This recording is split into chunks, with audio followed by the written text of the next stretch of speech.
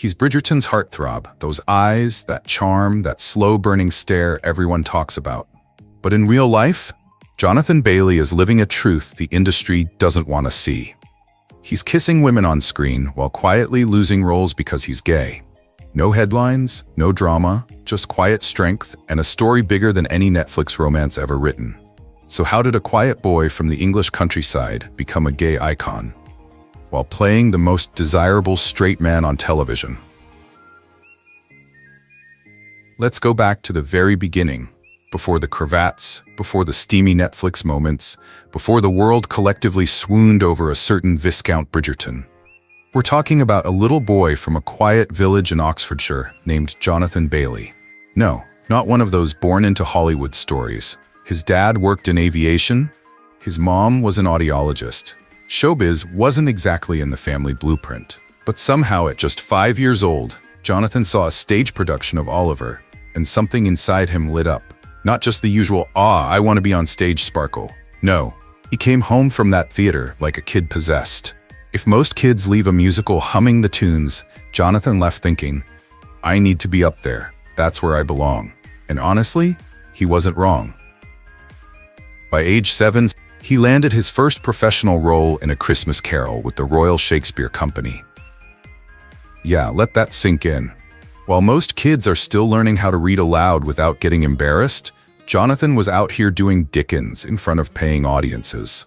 Some of us were collecting Pokemon cards. He was collecting applause. But here's the wild part. He didn't act like a prodigy. He wasn't out there demanding Evian and lighting gels. He just loved it. Genuinely. He had this quiet obsession with storytelling, with slipping into characters, with that strange magic of becoming someone else for a little while, and he never stopped. Throughout his childhood, he took on small roles in British TV shows like Badial's Syndrome, The Bill, and Doctors.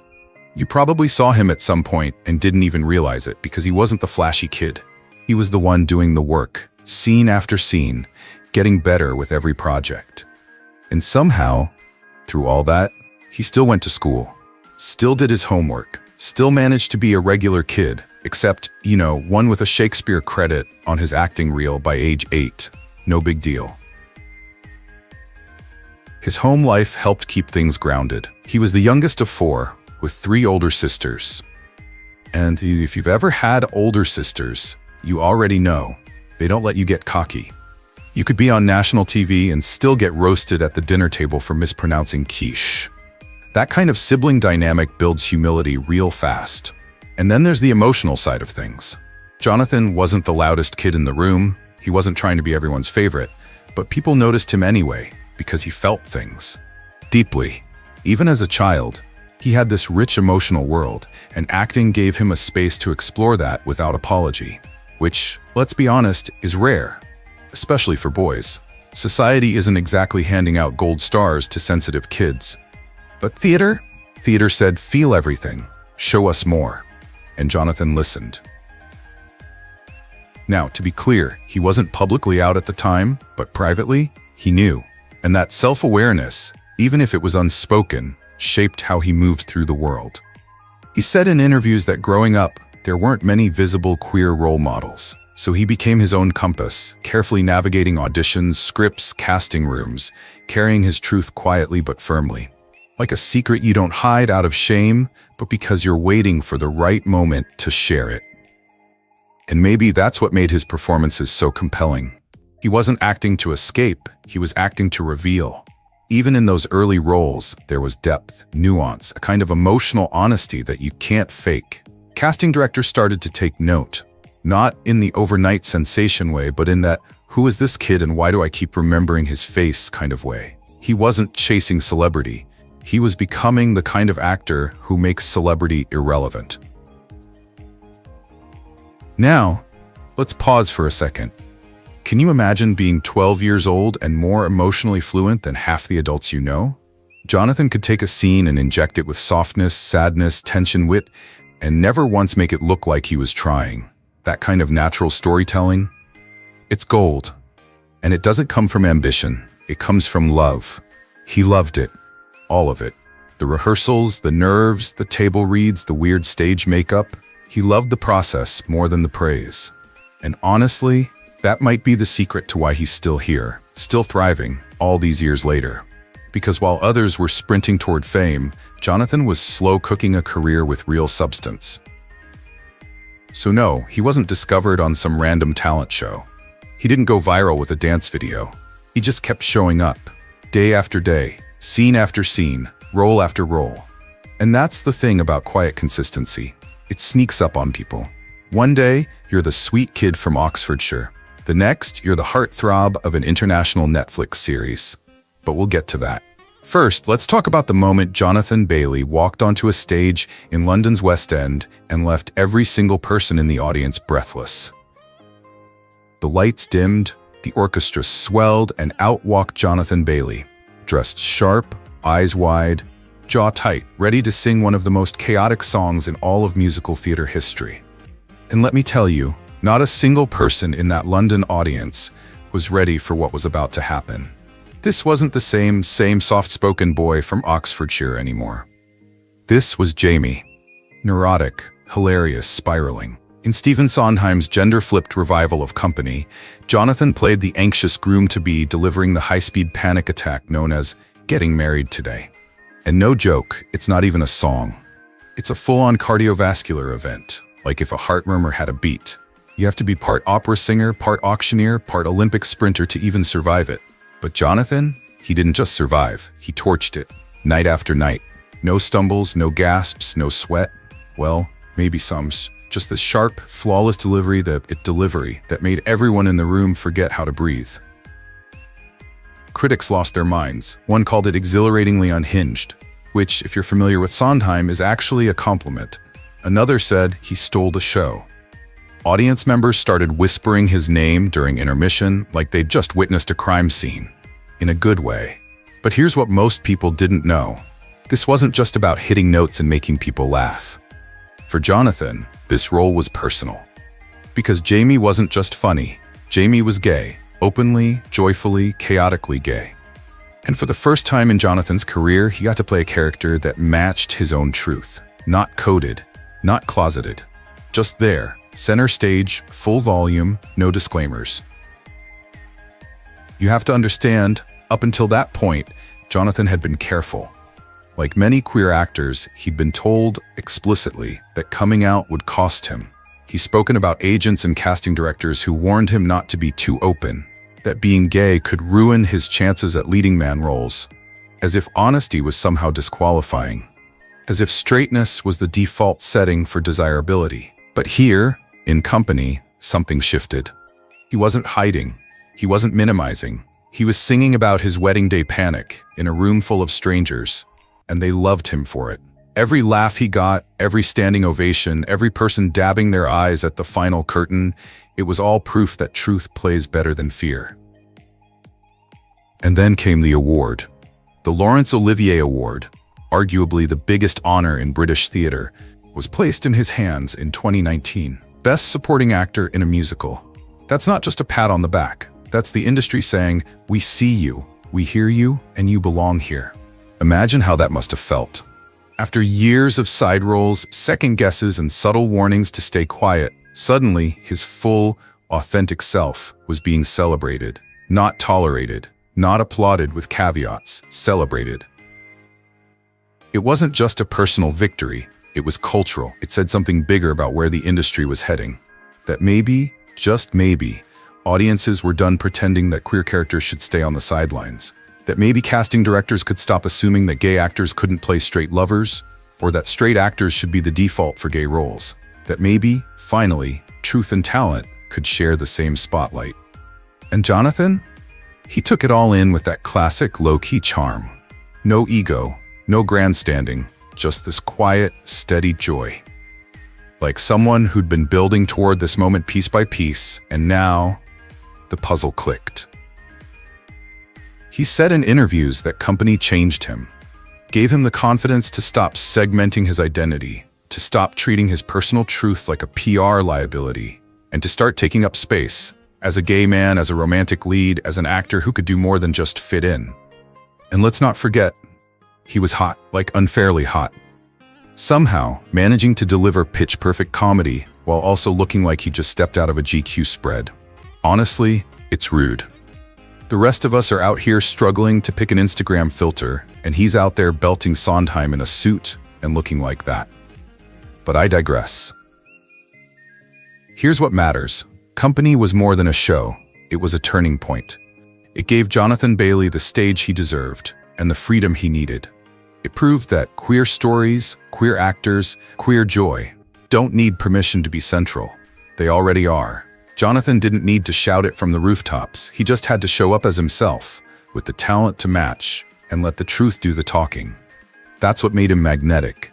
That's what made him matter. And as his feet touched the stage one last time in that final bow, something had changed. Not just in his career, but in him. You could see it. He stood taller, looser, like someone who'd stopped holding their breath. From that moment on, the rules were different. He wasn't auditioning to belong anymore. He belonged. So when the next call came, the one that would take him from brilliance to global obsession, it didn't feel random. It felt earned. Like the next note in a song he'd been building for years. A new role. A new risk. And this time, the spotlight wasn't just on stage. When Bridgerton premiered in late 2020, the world was still mid-pandemic, mid-chaos, and, let's be honest, mid-sweatpants. But suddenly, Netflix dropped a Regency-era drama full of orchestral Ariana Grande covers, corset politics, and scandalous whispers in ballrooms. And tucked inside all that glitter and gossip was Anthony Bridgerton. Played, of course, by Jonathan Bailey. At first, he wasn't front and center. In season 1, Anthony was more of a brooding subplot, the strict older brother, the one getting scolded by his mother, frowning in corners, and having highly questionable outdoor affairs with opera singers. His shirt stayed on, mostly. His emotional walls, fully up. But even then, there was something about him. Something that made you look twice. Maybe it was the tension, maybe it was the sadness under the surface. Or maybe it was just Jonathan's ability to make quiet discomfort feel magnetic. While everyone else was obsessing over the Duke of Hastings, a lot of viewers were secretly thinking, okay, but who's the hot, stressed-out one with the sideburns? By season 2, that question became the main storyline. Anthony took center stage, and Jonathan took the risk.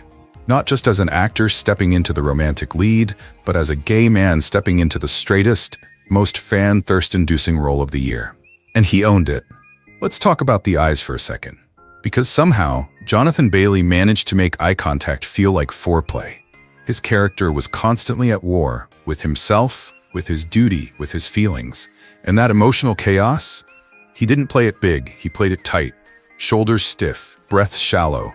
Every movement saying, I want this, but I can't. And every glance, that was the scream underneath. That, my friends, is acting. He didn't need monologues. He had moments. The silent stares, the cracking voice in the rain, the subtle clench of his jaw at a dinner party. There was an entire storm happening behind his eyes, and the camera caught all of it. And then there was the bee scene. I mean, if you know, you know. Never has a single insect caused so much sexual tension on screen. One sting, one gasp, one very charged glance down her chest, and suddenly, half the internet was on fire. People were rewatching that scene like it was homework. But here's the thing. None of it felt forced. Jonathan didn't lean into macho cliches. He didn't play Anthony like a romance novel cover come to life. He played him like a man unraveling, piece by piece. And that vulnerability, that restraint, that's what made it hot. Now layer this with the fact that Jonathan Bailey is openly gay, and what he pulled off becomes even more extraordinary. For decades, Hollywood treated queerness like a casting liability. Gay men were told to hide, told they'd never be believable as straight leads, that audiences wouldn't buy it. And yet, here was Jonathan, out, proud, and completely rewriting that tired old narrative. He once said, I didn't think I could ever be the romantic lead. And now, he was the romantic lead, in one of the most watched shows on Netflix, period. And audiences didn't just accept it, they adored it. Thirst tweets flew, fan edits exploded. Viewers across all spectrums were swooning over Anthony Bridgerton. Straight women, queer men, grandmas, millennials who thought they were too emotionally mature for this kind of content. Nope, Jonathan had us all. But he didn't just steal hearts, he shifted expectations. Because what he proved is this: romance is about connection, not orientation. It's about feeling, not formula. And when you cast someone who understands longing, who's lived through it, who knows what it's like to want something you're told you shouldn't, well, that hits different. And Jonathan didn't need to hide who he was to get there. He didn't straighten himself up for the camera. He didn't deflect or dodge questions in interviews. He showed up as himself and let the work speak. That visibility matters, not just for actors, for everyone. Because whether you're a kid watching from your bedroom or an actor waiting for your first big break, seeing someone like Jonathan Bailey lead with truth, that plants something powerful. And let's be honest, it's also refreshing to have a heartthrob who can brood, break down, and belt a show tune if needed. Anthony Bridgerton wasn't just hot, he was layered, and Jonathan made that happen. So no, he didn't become famous because of the shirts he took off. He became iconic because of what he held in. That tension, that torment, that tenderness wrapped in armor. That's what made people fall in love, not just with Anthony, but with Jonathan Bailey himself. But as the world was swooning over the fictional Viscount, Jonathan was still navigating a very real truth. For most of his career, he'd been told not to be too honest about who he was. He'd known he was gay for years. That wasn't the hard part. The hard part was what the industry told him that meant. Agents warned him, don't talk about it. If you want to play the lead, don't make it public. You can be gay, just don't be seen as gay. And for a while, he listened. Not out of shame, but out of strategy. Because back then, the math was brutal. One honest answer in a magazine, and suddenly casting directors didn't see you in romantic roles. Suddenly, you weren't believable as someone who could fall in love with a woman, even though acting is literally pretending to be someone you're not.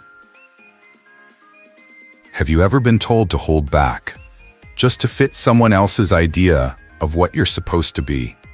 Jonathan once said he'd been explicitly told that coming out would cost him leading man work, that some roles he auditioned for, he never had a shot. Not because of talent, but because someone on the other side of the table had already decided what love was supposed to look like. And still, he kept going. He played the game for a while, smiled politely, gave vague answers, dodged questions with a wink and a laugh.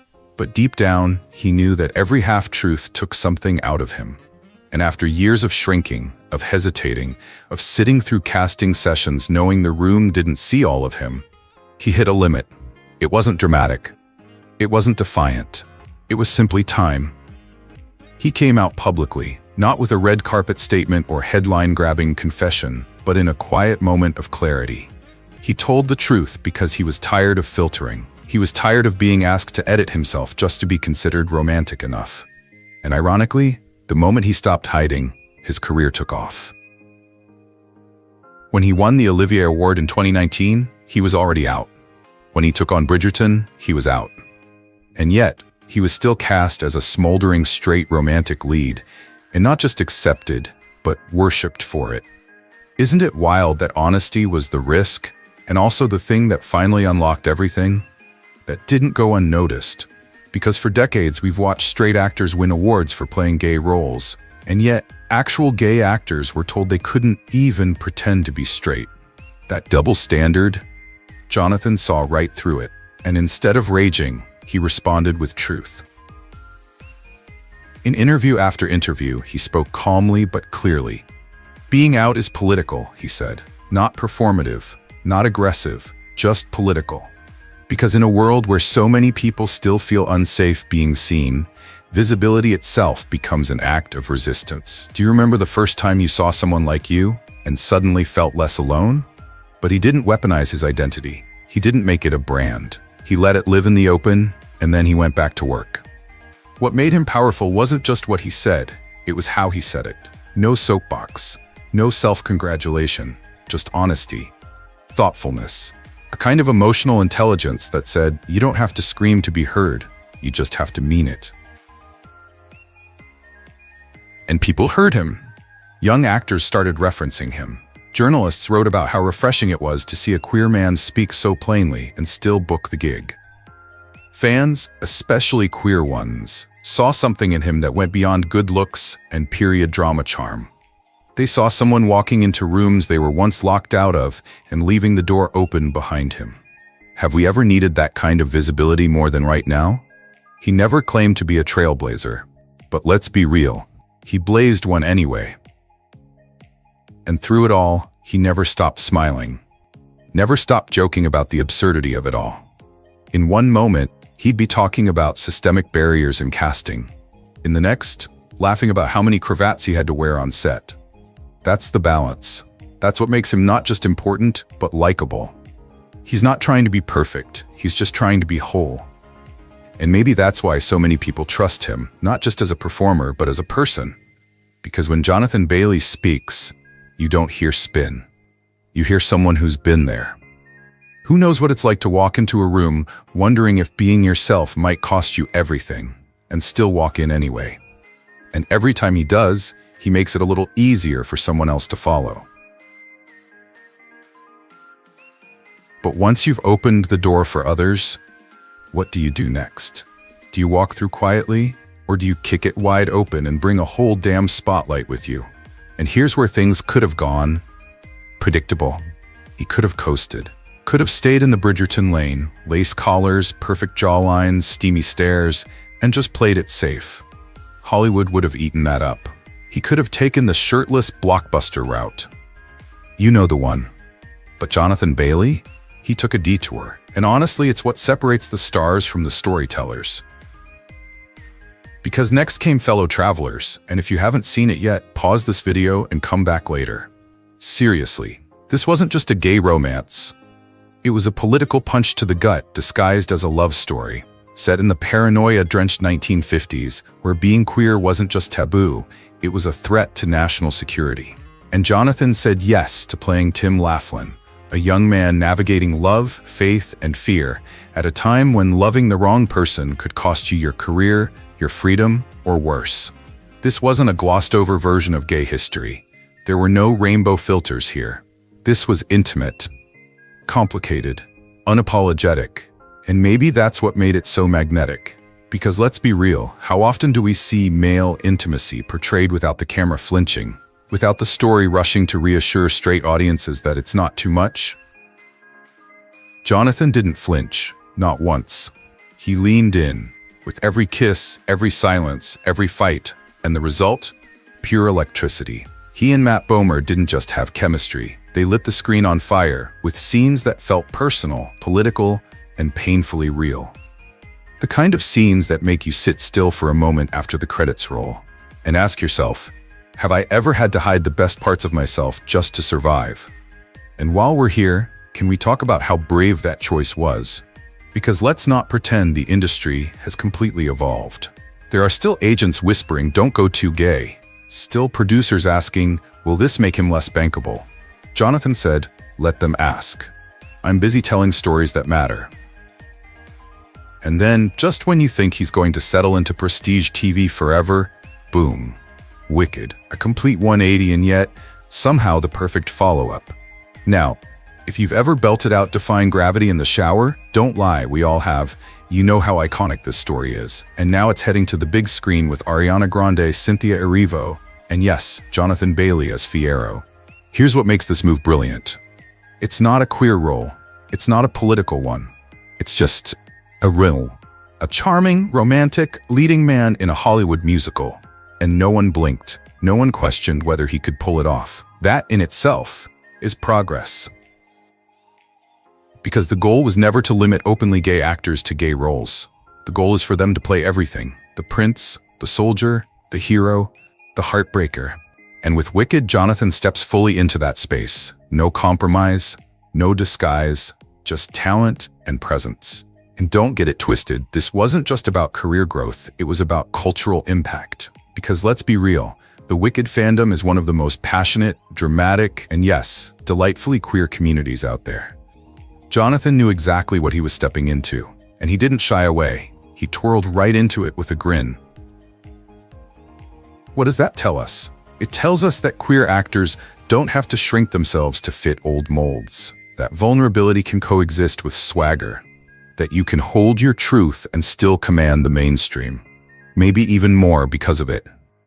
And look, we're not saying Jonathan Bailey is carrying the weight of the entire industry on his perfectly tailored shoulders, but he's showing us something, that every choice he makes, every script he picks, every story he joins isn't just about the next paycheck.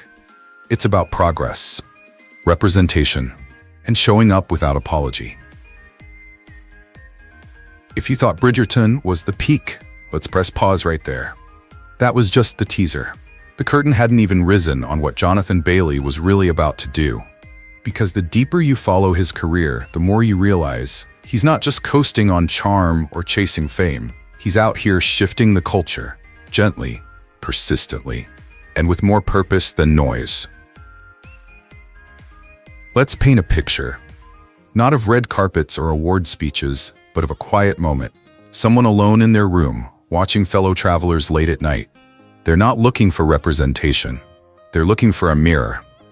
And there it is, a kiss that isn't rushed, a silence that speaks volumes, a story that doesn't apologize for existing. That's the kind of impact we don't always see on paper, but it's happening, one scene at a time, one honest role at a time, one human moment at a time. And when Jonathan Bailey shows up, on screen, in interviews, on stage, it never feels like he's selling you something. It feels like he's inviting you in, not as a fan, but as a fellow traveler, pun intended. Let's talk about how he carries all this, the fame, the responsibility, the expectation. You've seen it before, actors who feel the pressure to be spokespeople, role models, brand ambassadors, all while trying to memorize lines and hit their marks. But Jonathan, he's flipped the script. He doesn't wear queerness like a badge or a burden. He just lives it. Openly, softly, powerfully. Remember that line? Being out is political. He didn't shout it. He said it like a truth he's known for a long time, and finally got the chance to say out loud. That wasn't just a mic drop moment. It was a lighthouse, a signal to anyone watching. You can be visible and still be valuable. And maybe that's what resonates, the way he holds space for himself and for others. You see it in his interviews, where he speaks thoughtfully, not performatively. You see it at fan events, where he leans in, makes eye contact, really listens. You see it in the way he chooses roles, never chasing typecasts, but challenging the industry to keep up with him. And yes, let's not lie, he's got the kind of face that could sell out cologne ads for the next decade. But that's not what keeps people watching. It's the warmth, the depth, the way he makes you feel like he's rooting for you, even from a screen. Here's a real talk moment. Queer representation has come a long way, but it still has miles to go. There are still casting directors asking, can he play straight? Still fans whispering, isn't he too out? And yet, here's Jonathan, taking up space, playing lovers, heroes, complex men, and doing it all without shrinking who he is. It's not just about the scripts he chooses, it's about the stories he's telling, and who he's telling them for. For those who grew up hiding their hearts, for those who didn't see themselves on screen until far too late, for the next generation, who might grow up thinking this kind of honesty is normal. Imagine that. And have you noticed the fans? They're not just there for the smolder. They're there for the softness, the authenticity, the sense that here's a man who's not afraid to laugh at himself, to tear up during a scene, to admit he's still figuring it all out. Because let's face it, aren't we all? That's the kind of connection that doesn't fade with trends. It builds something lasting. It turns admiration into trust, fandom into community, and it sends a quiet message. You matter, just as you are. So here's a thought. What happens when someone like Jonathan Bailey gets to lead? Not just in shows, but in shaping the future of storytelling. What kind of world are we creating where someone like him isn't the exception, but the standard? Because at this point, Jonathan Bailey isn't just playing characters, he's becoming part of our story. And something tells me we're only getting started. Ultimately, this isn't just a story about an actor. It's about what happens when someone chooses to show up, fully, authentically, without asking for permission.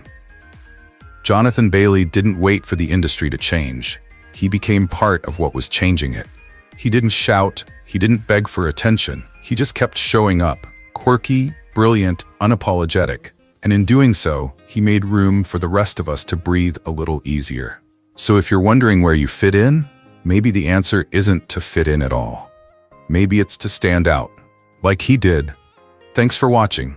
If this story resonated with you, don't forget to like, share, and subscribe. More powerful stories, more presence, and more voices are coming your way. See you next time. Keep showing up. The world needs your story too.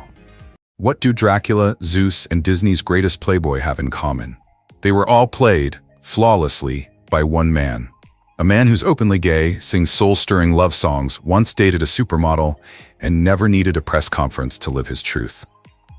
This isn't your typical Hollywood story, because Luke Evans doesn't chase fame. He lets the work speak, and it roars. Stick around, you're about to meet Hollywood's most quietly revolutionary leading man. And to understand how he got here, we have to go back. Before the films, before the red carpets, before anyone knew his name, Luke Evans was just a kid from a small Welsh town called Pontypool. Ever heard of it? Probably not, that's the point. It's one of those quiet places where everyone knows each other and life just stays the same. You grow up, get a job, settle down. That's the script. But Luke, he didn't really fit into that. His parents were working class, his dad laid bricks, his mom cleaned houses. Good people, honest people. But they weren't thinking about drama school or stardom, just paying the bills and doing the best they could. And there's nothing wrong with that. But from early on, Luke wasn't wired the same way. He liked singing, not just as a hobby. He actually had a voice, a real one, big, strong, emotional, and he was drawn to performance, to expression. In a town where boys were expected to act tough, keep their heads down, and maybe join the rugby team, Luke was singing show tunes to himself. Can you imagine the kind of looks he got? Let's be honest. If you grew up in a small town, you know exactly what that feels like. That quiet pressure to fit in, to be what people expect. Maybe you felt it too. That itch under your skin when you're pretending to be like everyone else, even when you know you're not. Luke didn't make a scene. He just kept being himself. And that alone took guts. By the time he was 16, he made a move that most people wouldn't even dream of. He dropped out of school, packed a bag, and left Pontypool. Just like that. No drama, no safety net, just a decision. Now think about that. At 16, most of us are trying to survive math class. Luke was moving to London to start from scratch. No connections, no famous friends, no one waiting for him. Just raw determination and a belief that he didn't belong where he came from. And no, he wasn't chasing fame. That's important to say. This wasn't about being a star, it was about finding a space where he could be real. Somewhere he didn't have to edit himself to feel safe. He did what most young dreamers do when they hit the city. He worked, cleaned houses, waited tables, took side jobs, paid rent however he could. It wasn't glamorous, but he kept going, quietly, steadily, not trying to be seen, just trying to survive and grow. Eventually, he got into the London Studio Centre, one of the top-performing art schools in the country. That was a big step. But here's what made it even bigger. It was the first place where Luke didn't feel like the outsider in the room. He wasn't the different one anymore. Everyone there was different. Actors, dancers, singers, queer kids, straight kids, weird kids, wild kids. No one cared if he was quiet or if he liked musicals or if he was gay. He was just Luke. And that meant everything. He didn't come out in a big way. He wasn't hiding, but he wasn't announcing it either. If someone asked, he said yes. If they didn't, he kept going. It wasn't some public statement, it was just who he was. And honestly, that's probably what made it powerful. Because he wasn't trying to be brave, he was just trying to be honest. That kind of quiet confidence, you don't fake that. And it sticks with people, especially in an industry where so many are performing off stage too. He trained hard. Long days, voice lessons, movement classes, acting workshops. It wasn't easy. But Luke had no interest in shortcuts. He wasn't looking for a moment, he was building a career, slowly. brick by brick. Kind of poetic, really, the son of a bricklayer laying his own foundation in his own way. And I think a lot of us can relate to that, right? That feeling of building something no one else can see yet, of working your ass off behind the scenes, hoping someday it'll be worth it. Luke lived that. No filters, no hype, just day in, day out work with no guarantee of success. He wasn't famous yet, not even close, but he was becoming someone, not on billboards, but in the room, among his peers, among people who mattered. And that's where real credibility begins. So he was earning respect, not on red carpets, not in headlines, but in the room. And you know what that means? When people in your own industry start nodding when your name comes up, that's when it's real. That's when you're not just trying to make it. You're making something. And that's exactly what Luke did. He didn't leap into fame. He stepped straight into the trenches, the stage. Specifically, London's West End. If you've ever done theater or sat through tech rehearsal wondering if your soul would leave your body before the lighting cue landed, you know, West End is brutal. It's 8 shows a week, no second takes, no fix it in post. If your mic dies, if you forget a line, if your voice cracks on that high note, that's it. Everyone hears it, including the guy in row J with the opera glasses. Luke didn't show up there to be a star, he showed up to work. He joined productions like Rent, Miss Saigon, Taboo, La Cava, sometimes in the background, sometimes covering leads, sometimes waiting weeks just for a chance to step on stage. And you know what? He still showed up like it was Broadway. You ever work one of those jobs where nobody notices unless you mess up? Yeah, that was Luke's life. No glory, no spotlight, just hours of repetition, standing in perfect formation, harmonizing like your paycheck depends on it, because it kinda does. And here's the wild part. He never phoned it in. No side-eye. No, I'm better than this. Just full focus. That's rare, especially in theater, where, let's be honest, some folks love the drama more than the actual work. Luke, total opposite.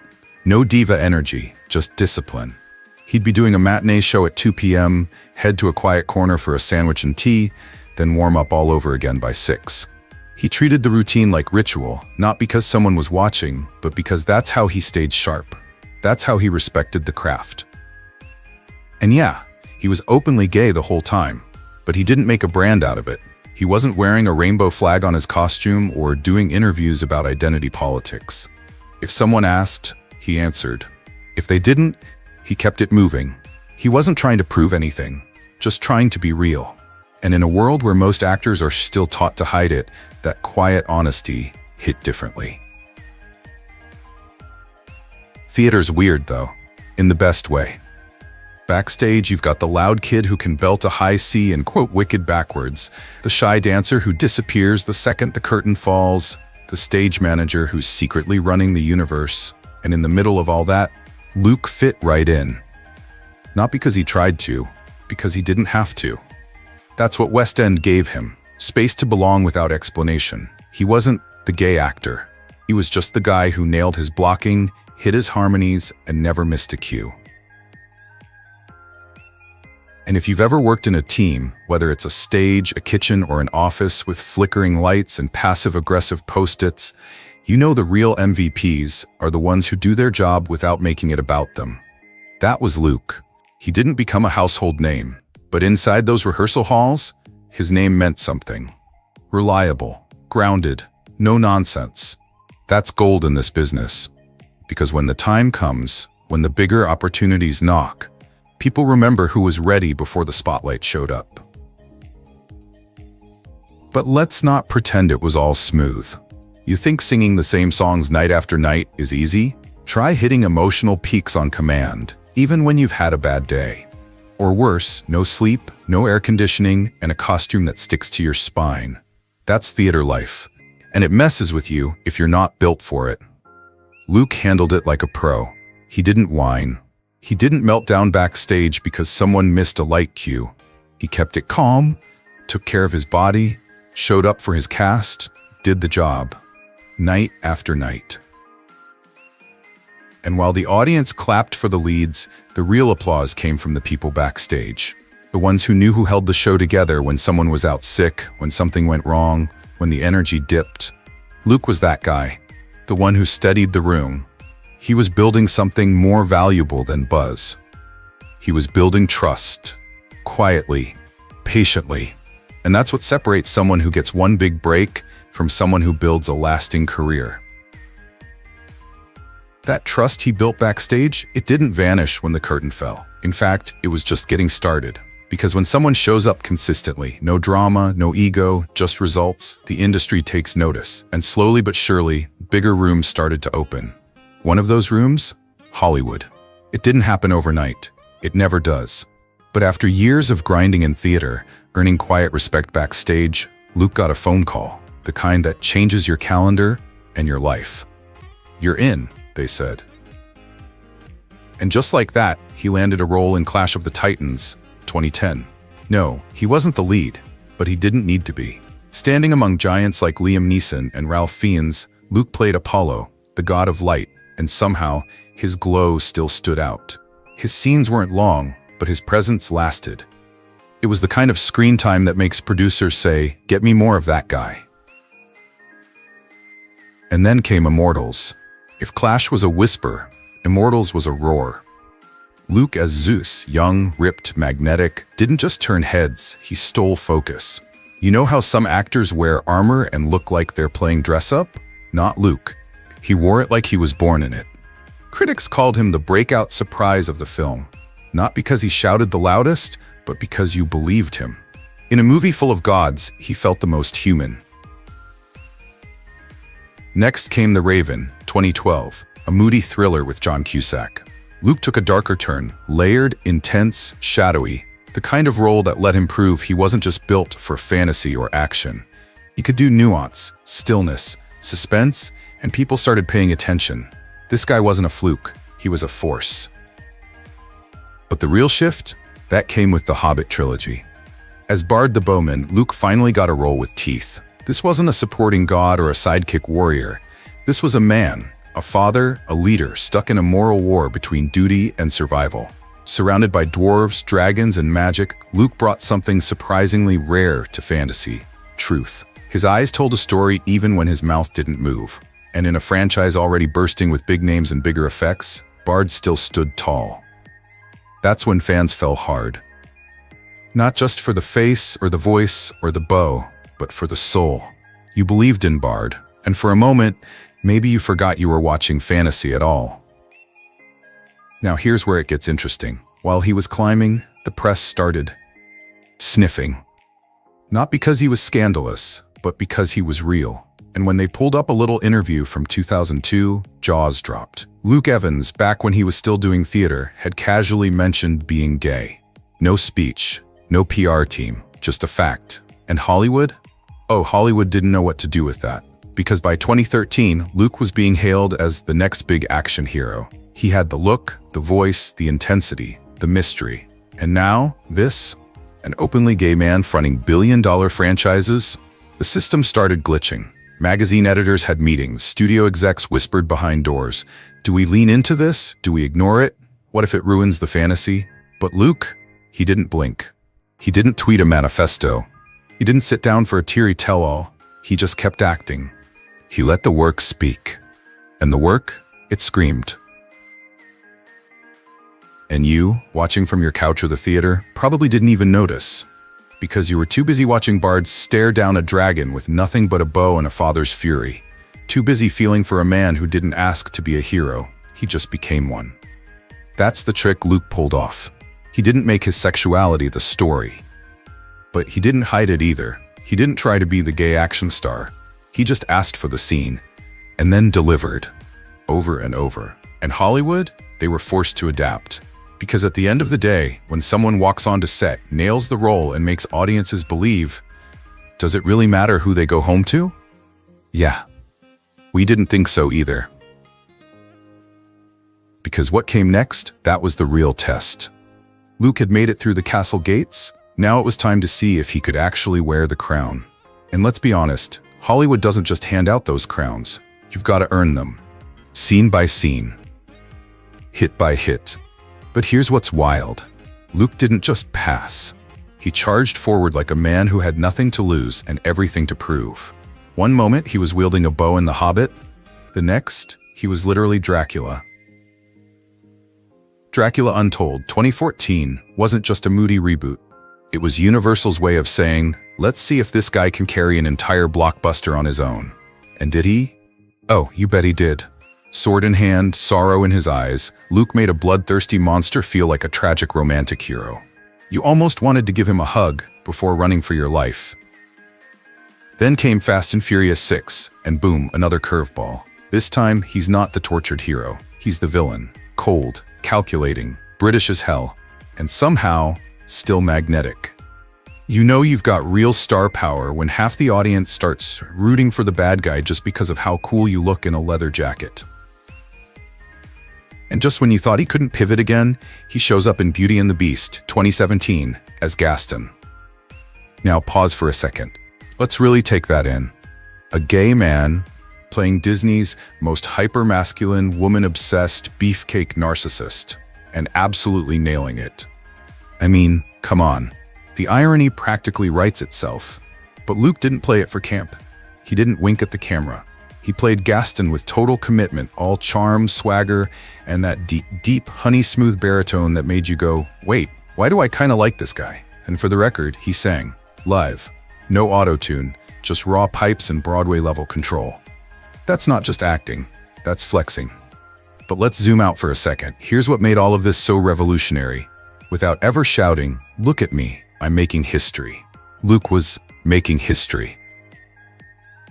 Traditionally, if a gay actor made it to Hollywood, the safe path was always comedy, sidekick roles, or, surprise, surprise, playing gay.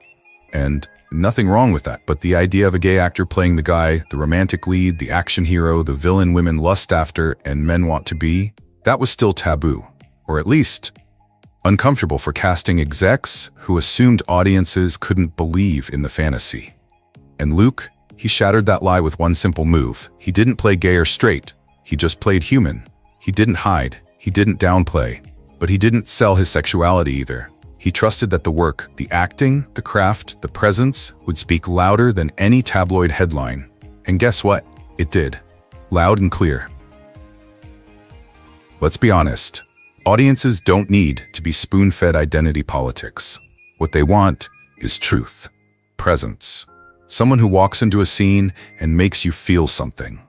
And Luke, he brings that energy whether he's storming a castle, flirting with Belle, or throwing Vin Diesel across a car hood. That's not about sexuality.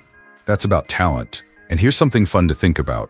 How many of us watch those roles without even realizing, oh, this guy's gay in real life? It's not because it was hidden, but because it wasn't the point. Luke wasn't trying to represent anyone. He was just being himself, fully. And in doing that, he ended up representing so many. You see, Luke cracked the code. He proved that the leading man doesn't have to look one way, love one way, or live one way.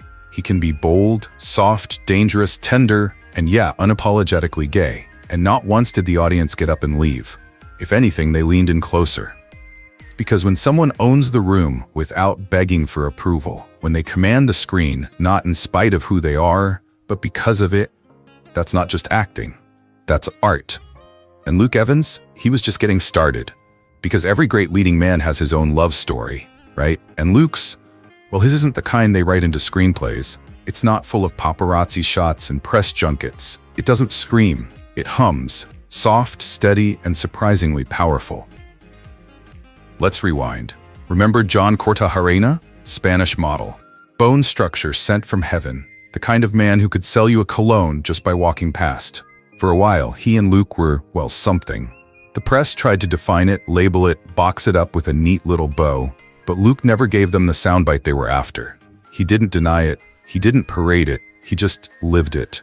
They were spotted together, then apart, then together again, at events, on balconies, walking their dogs, looking like an editorial spread come to life. People speculated, were they a couple? Were they broken up? Was it a rekindling, a friendship, a love story in chapters? But here's what made it beautiful. Luke never tried to turn it into a brand. No shared interviews, no coordinated outfits, no cryptic breakup posts with song lyrics. Just two men figuring it out. Privately, respectfully, and yes, a little messily. Like real people do. And when that chapter eventually closed or quietly faded, Luke didn't rush to replace it with a headline romance. No dramatic rebounds, no new flames lit just for publicity. Instead, his next relationship took a different tone. Not a model, not an actor, not someone in the spotlight. A businessman. A quiet life. A steadier rhythm. These days, Luke lives between filming schedules and cozy London moments. You won't find him making TikToks about his relationship. But if you look closely, a soft smile here, a hand held there, you'll know he's not hiding either. It's not secret. It's sacred. And in a world where celebrity love is often commodified, monetized, and turned into content, Luke's approach is quietly radical. He doesn't capitalize on intimacy. He protects it. And that's what makes it feel real. Let's be honest. There's something magnetic about a man who could shout from the rooftops, but chooses not to. It's not shame. It's confidence. Luke Evans doesn't need to convince you of anything. He just needs to be able to order coffee with his partner without it becoming breaking news. That's the kind of normalcy that, for queer people especially, still feels revolutionary. And yet, he's not completely silent. He still drops little clues. A photo here, a shared vacation there, just enough to remind us. Love exists. It doesn't have to shout to be proud. It doesn't have to explain itself to be valid. And fans? They've followed his lead. You don't see the usual entitlement. No demands for disclosure, no petitions for a couple name. Because somewhere along the way, Luke taught his audience to value the man behind the movies, not just the myth on screen. He didn't give us a grand gesture. He gave us something better. He gave us a vision of queer love that isn't performative, flashy, or drenched in filters. It's just there. Honest, private, grounded. And maybe, in a time where everyone's shouting for attention, that kind of quiet love speaks loudest. And it fits him, doesn't it? The man who never needed to come out in a headline, never needed to dramatize his relationships either. He just keeps showing up, with integrity, with intention, with someone he loves, even if the world isn't watching.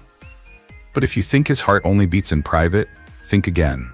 Because when Luke Evans steps up to a microphone and lets that voice loose, it's like opening a diary he's never spoken out loud. And maybe that's what makes him even more compelling. The quiet way he lives his truth without asking for attention. Whether it's his relationships or the way he walks through the world, Luke doesn't need to make noise to be noticed. He just needs to be himself.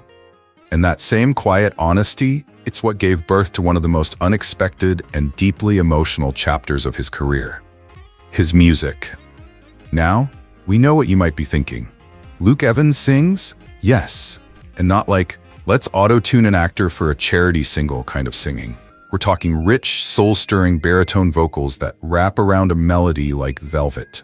The kind of voice that makes you stop what you're doing, look up from your phone, and just feel something.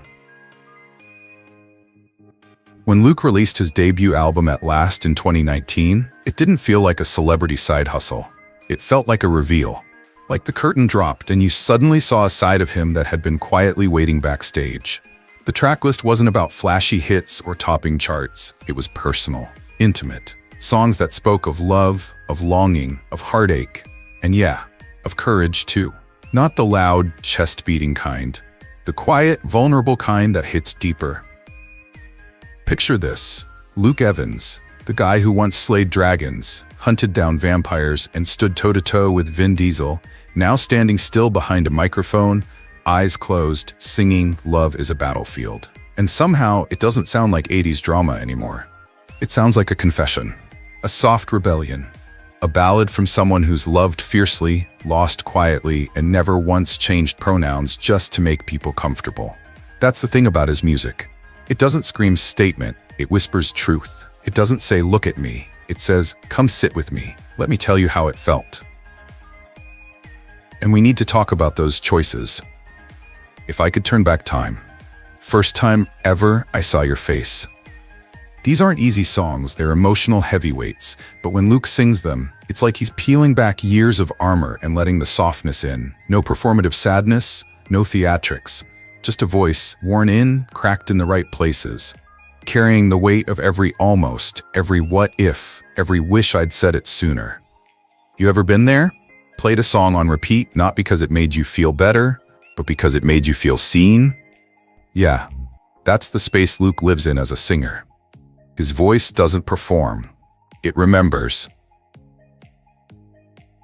And maybe you'll listen and think of someone. Maybe you'll remember the one that got away, or the version of yourself that you're still trying to love. That's what makes it powerful. Not just that he can sing, but that he can reach you without needing to explain himself. He doesn't label every feeling, he just lets it land. And if you've got a heart that's ever cracked even a little, you'll find yourself right there with him, note after note. Honestly, give him a mic, dim the lights, and you might just forget he ever held a sword. Because in those moments, he's not a hero or a villain or a box office name. He's just a man. Singing about love like it's the only thing that ever really mattered. And if you're anything like us, you'll listen once, then again, and then again. Not because you need to, but because you want to stay in that feeling a little longer. So maybe that's the thing about Luke Evans. Just when you think he's already shown you everything, he peels back another layer, quietly. No press release, no brand campaign, just presence. Presence that speaks louder than most people ever could. Because here's the truth, he's never held a protest sign for the cameras. He doesn't slap rainbow flags on every post. He's not shouting about equality from a balcony with a mic in one hand and a PR strategy in the other. And yet, he's been there, in the right places, at the right time, doing the right thing, consistently. Stonewall's visibility campaign? He was in it. Attitude's pride issue? He showed up. Public support for LGBTQ+ rights in countries where silence is safer? He's taken that risk. But he does it his way.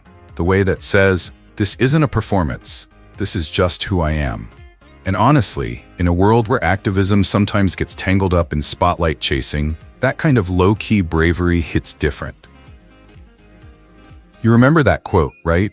The one he dropped casually, like it wasn't the most fearless thing a Hollywood actor could say. If I lose a role for being honest, then that role was never mine. Boom. There it is. That's the manifesto. Short, sharp, no hashtags, no disclaimers. Just a man who decided that lying for a paycheck wasn't worth the piece of his soul it would cost. And let's be real, how many of us would dare to say that out loud, let alone while navigating an industry that still whispers, maybe keep that part of you off camera? And yet Luke walked straight through that fire. Not in armor, not with a shield, but with a smile. And somehow, it was enough. Now imagine being a queer teenager in a small town, scrolling through Netflix, flipping through a magazine, watching the latest action flick. You see this guy. Strong, sexy, leading man energy. And then you Google him and realize, wait, he's like me? That moment? That's not small. That's life-altering. Because for years the rule was clear. Gay men could be the funny sidekick, the fashion bird, the tragic figure who dies alone. But the action hero, the romantic lead, the guy with the sword and the girl? Not a chance. Until Luke. He never asked for the crown of gay icon. But you know what? He wore it anyway, not because it was handed to him, but because so many others dropped it out of fear. And when people started calling him a role model, he didn't flinch. He didn't tweet, "I'm not here to be your hero." He simply said, "Thanks. I hope it helps someone." And that is what makes him different. He doesn't have to post a rainbow every June because he lives the pride every day. He doesn't need to campaign because every casting announcement, every interview, every unapologetic red carpet moment is a form of quiet protest. Not loud, not flashy, just real. Now, I'm not saying Luke Evans is the only one doing this. He's not. But the way he does it, without the noise, without the need for applause, that's rare. That's why it sticks with you. Why? Even if you've never watched The Hobbit or listened to his album or read that quote, you still feel something when he walks on screen. It's called presence, and it's earned.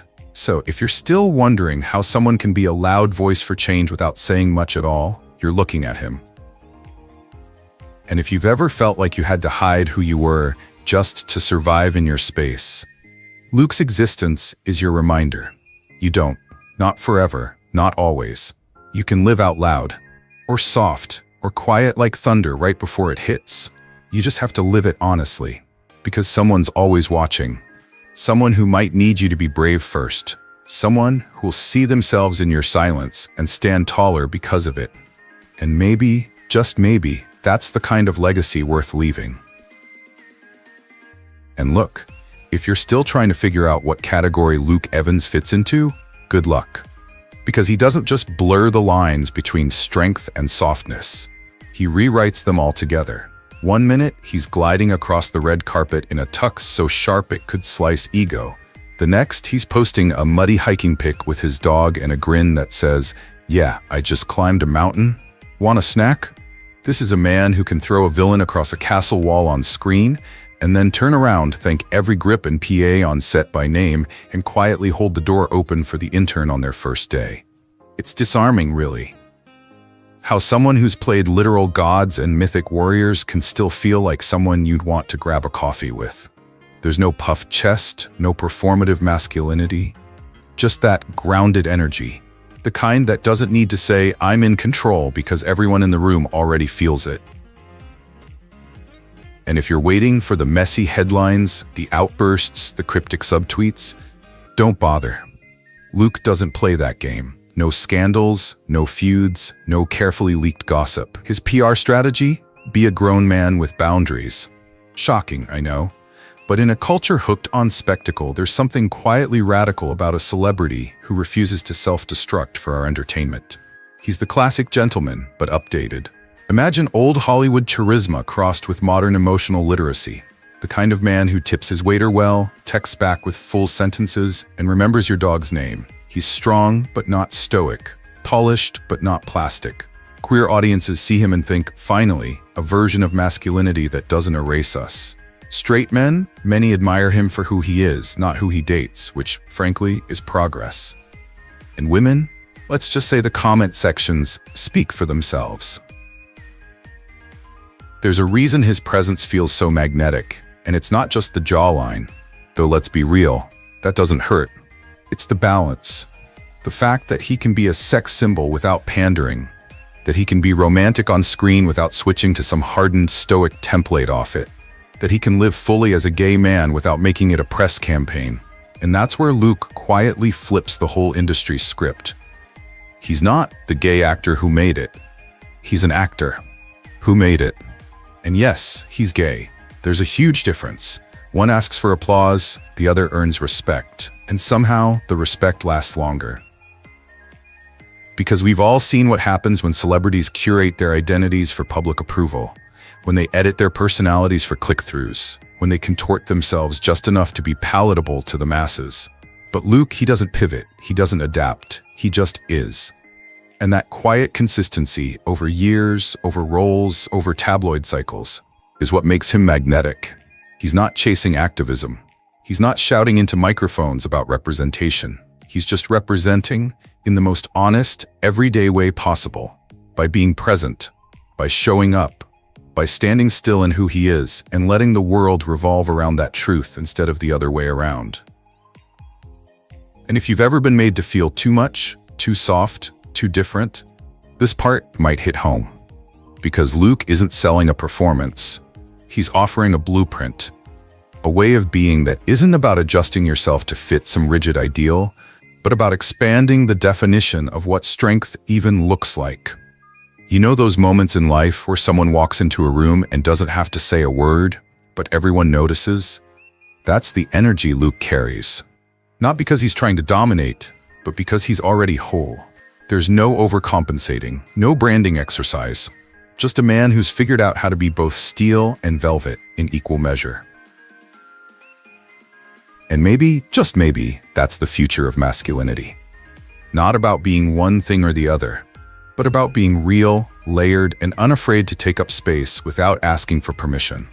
Luke's not reinventing the wheel. He's reminding us it doesn't have to be a straight line. So if you're still trying to put him in a box, gay icon, movie star, heartthrob role model, good luck. Because the truth is, Luke Evans lives outside of all that, and maybe that's the most powerful place to be. It's not about being the loudest in the room, it's about being the most real. And Luke Evans has quietly set a new bar, not just for gay actors, but for anyone who's ever felt the need to shrink themselves to fit in. He didn't wait for approval. He simply lived, with honesty, with presence, and in doing so, became a flag without waving one. So now it's your turn. Have you ever seen someone like Luke and thought, that's what I needed? Or maybe you've been that for someone else? Drop your thoughts below. Like, subscribe, and stay with us, because we've got more stories like this, and trust us, they matter. Hollywood told him, if you come out, you're done. But he did it anyway, on stage, in front of everyone. No press conference, no warning, one moment that put his career on the line. Matt Bomer was the dream guy on TV, handsome, charming, naturally straight. But off-screen, he had a husband, 3 kids, and a secret he was told to keep forever. So what finally made him say enough? This is the story of the man who broke all the rules, quietly, fearlessly, and on his own terms. He has the kind of face that makes you look twice, that clean, classic jawline, those blue eyes, that kind of southern charm that's both cinematic and cool. If a movie's lead actor needed a perfect leading man, Matt Bomer could have walked in without a word and taken the role. But here's what no one sees, what you wouldn't know from the posters, the TV spots, the red carpet smiles. He's got a secret. And not just any secret. The kind of secret that can define your entire personality. The kind you sometimes don't tell your best friend, your teacher, or even your own reflection. Have you ever felt that way? Like you're putting on a show for the world while silently praying that no one sees through your act? That's Matt. Long before Hollywood knew his name, long before awards and fan clubs and magazines, just a quiet kid growing up in Spring, Texas, trying his best to disappear. Now, Spring isn't exactly the weirdest place on earth. It's got football, faith, and fried chicken. The kind of town where everyone knows your name and probably your business too. What about in the 90s? Being different wasn't just frowned upon. It was dangerous. So Matt did what so many kids like him did. He got really good at fitting in. Let's be honest, some kids grow up learning to ride a bike or tie their shoes. Others grow up learning how to change their voice in the locker room, how to laugh properly so no one thinks you're too weak, how to ask girls out without actually being there. Matt? He's mastered it all. He became what the world wanted him to be, the typical American boy, even if it meant burying the truest parts of himself. But the thing about hiding is, the longer you hide, the more of yourself you lose. And Matt, he started to lose track of what he liked, of what he wanted, of what felt real and what was just for show. Have you ever stood in front of a mirror and asked yourself, is this really me? Or is this just a version of me that I created to survive? That's where he was, every day, until one afternoon, in 11th grade, he found himself pulled into a high school play. He didn't even audition. Someone dropped out, the drama teacher begged, and Matt agreed. Maybe out of curiosity, maybe out of exhaustion. Maybe because some part of him yearned to stop pretending, if only for an hour. Have you ever been in one of those school auditoriums? The wooden chairs creaked louder than the lines, the janitor's closets pretended to be locker rooms, and a light bulb that flickered on and off at the worst possible times. But in that space, something happened. Something sacred. Matt stepped onto the stage, and for the first time in his life, the mask no longer felt necessary. Ironically, pretending made him feel more real.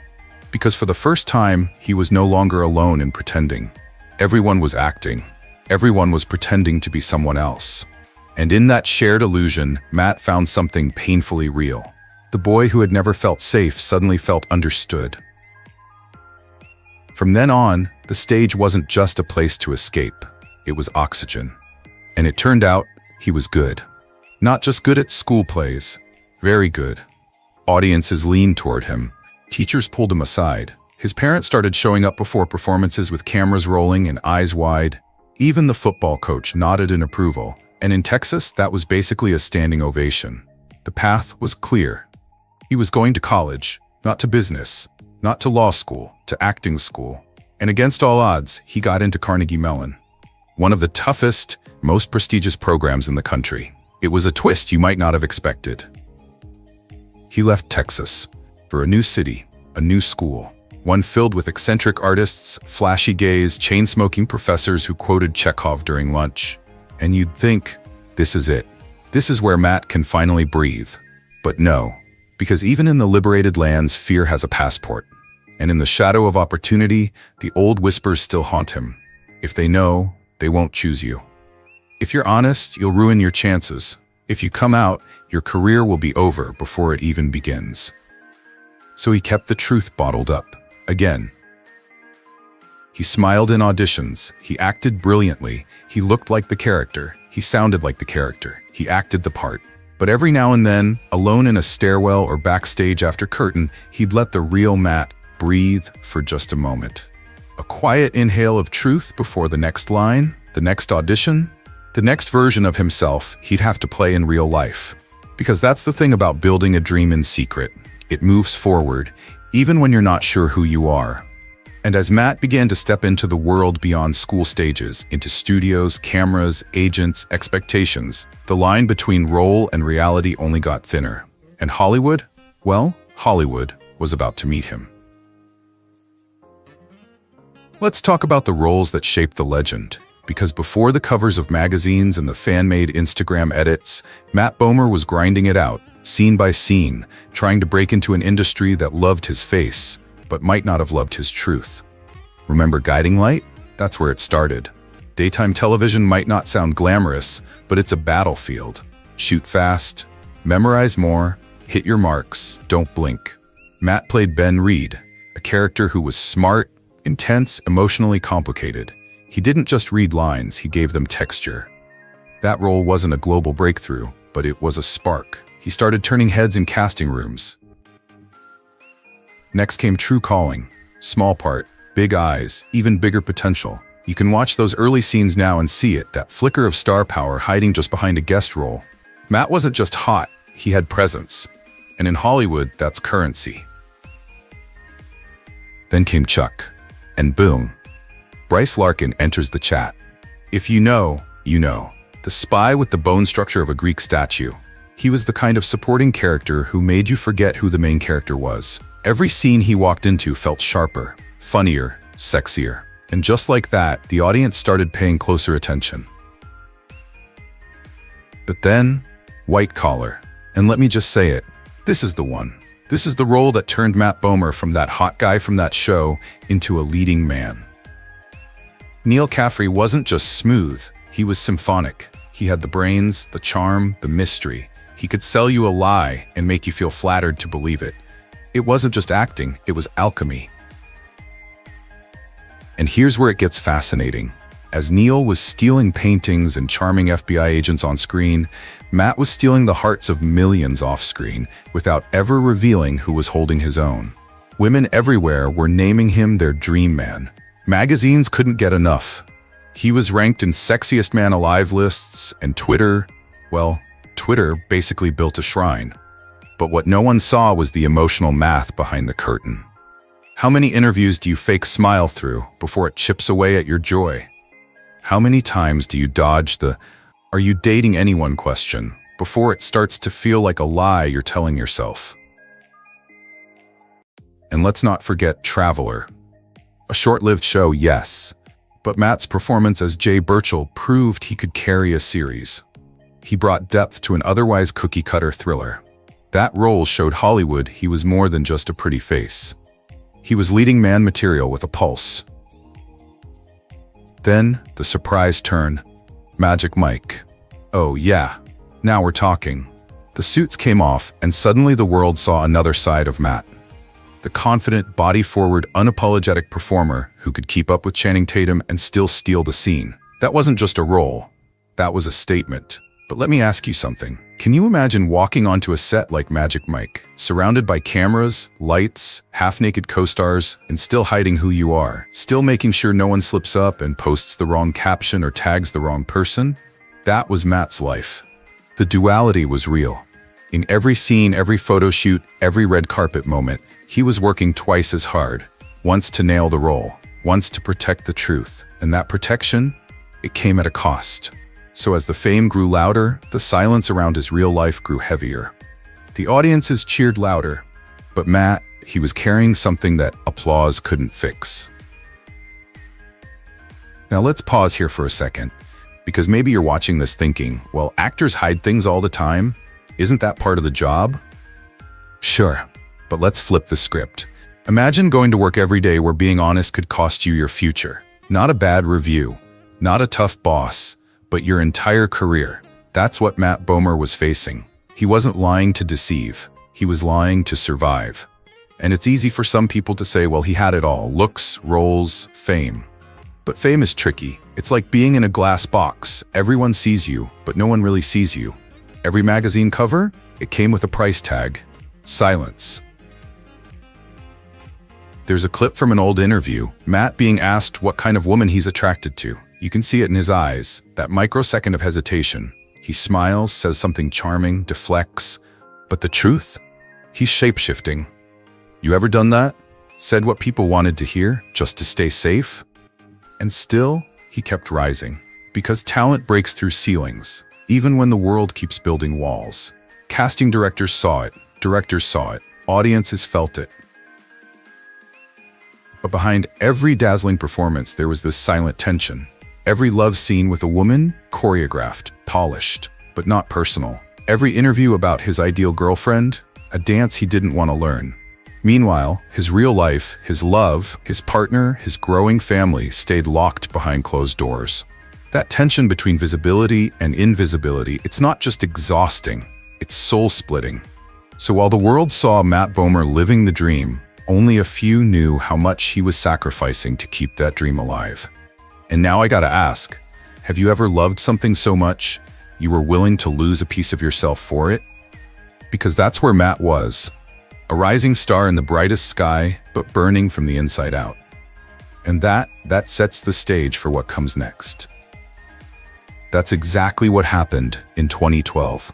Matt Bomer walked on stage at the Steve Chase Humanitarian Awards, looking elegant, gracious, maybe even a little nervous. He was there to receive a recognition for his work in fighting HIV/AIDS. The audience expected charm, maybe a few heartfelt thank yous. But what they got was a moment that would ripple through Hollywood for years.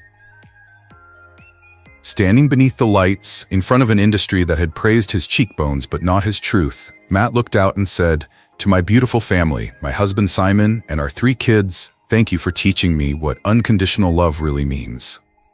That's it, one sentence, but wow, a sentence that cracked open the silence of an entire career. There was no press release, no announcement, no People magazine exclusive. Just that. One line, casual, unassuming, devastatingly honest. The room went still. You could hear the mental gears grinding. Wait, husband? People scrambled, reporters checked transcripts, Twitter exploded, headlines started printing, Matt Bomer comes out as gay. But for Matt, that wasn't the story. The story was love. He wasn't making a political statement. He wasn't trying to make waves. He was just done hiding. And it wasn't about fame or strategy. It was about his kids. Later, he explained it beautifully. I couldn't teach my children to live honestly while I was still hiding. Now that's a mic drop. As a father, he knew the stakes, and he chose truth. But let's not sugarcoat it. The backlash was real and quiet. Some roles he'd been in talks for, gone. Some casting directors, suddenly busy. No one said it to his face, but the whispers traveled. Can we still sell him to straight women? Will middle America accept him? Did he just ruin a bankable image? Think about it. The man who played Dreamboat Neil Caffrey on White Collar, who made women swoon and men envious, had just shattered the fantasy, or so Hollywood thought. But here's where it gets powerful. Instead of folding, Matt breathed. For the first time in years, he could walk into a room and not pretend. Not script his personal life, not dodge questions with a smile. And if you've ever had to hide a piece of yourself just to fit in, then you know how exhausting that performance can be. Fans? Oh, they showed up. Letters, messages, tweets from young gay teens, from older closeted men, from moms who said, "My son saw you and smiled." Matt didn't just come out, he reached out. And while the industry held its breath waiting to see if he'd fade, something else happened. He didn't fade, he rose.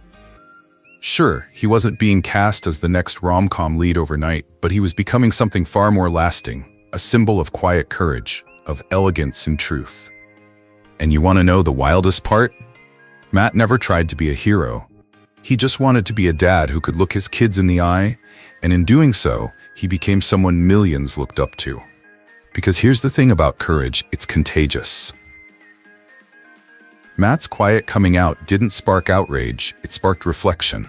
For actors hiding their identities, for casting agents stuck in old ideas, for audiences who'd never stopped to wonder whether their favorite heartthrob might be carrying a weight they couldn't see. And let's be real, this was 2012. We weren't in the age of rainbow capitalism yet.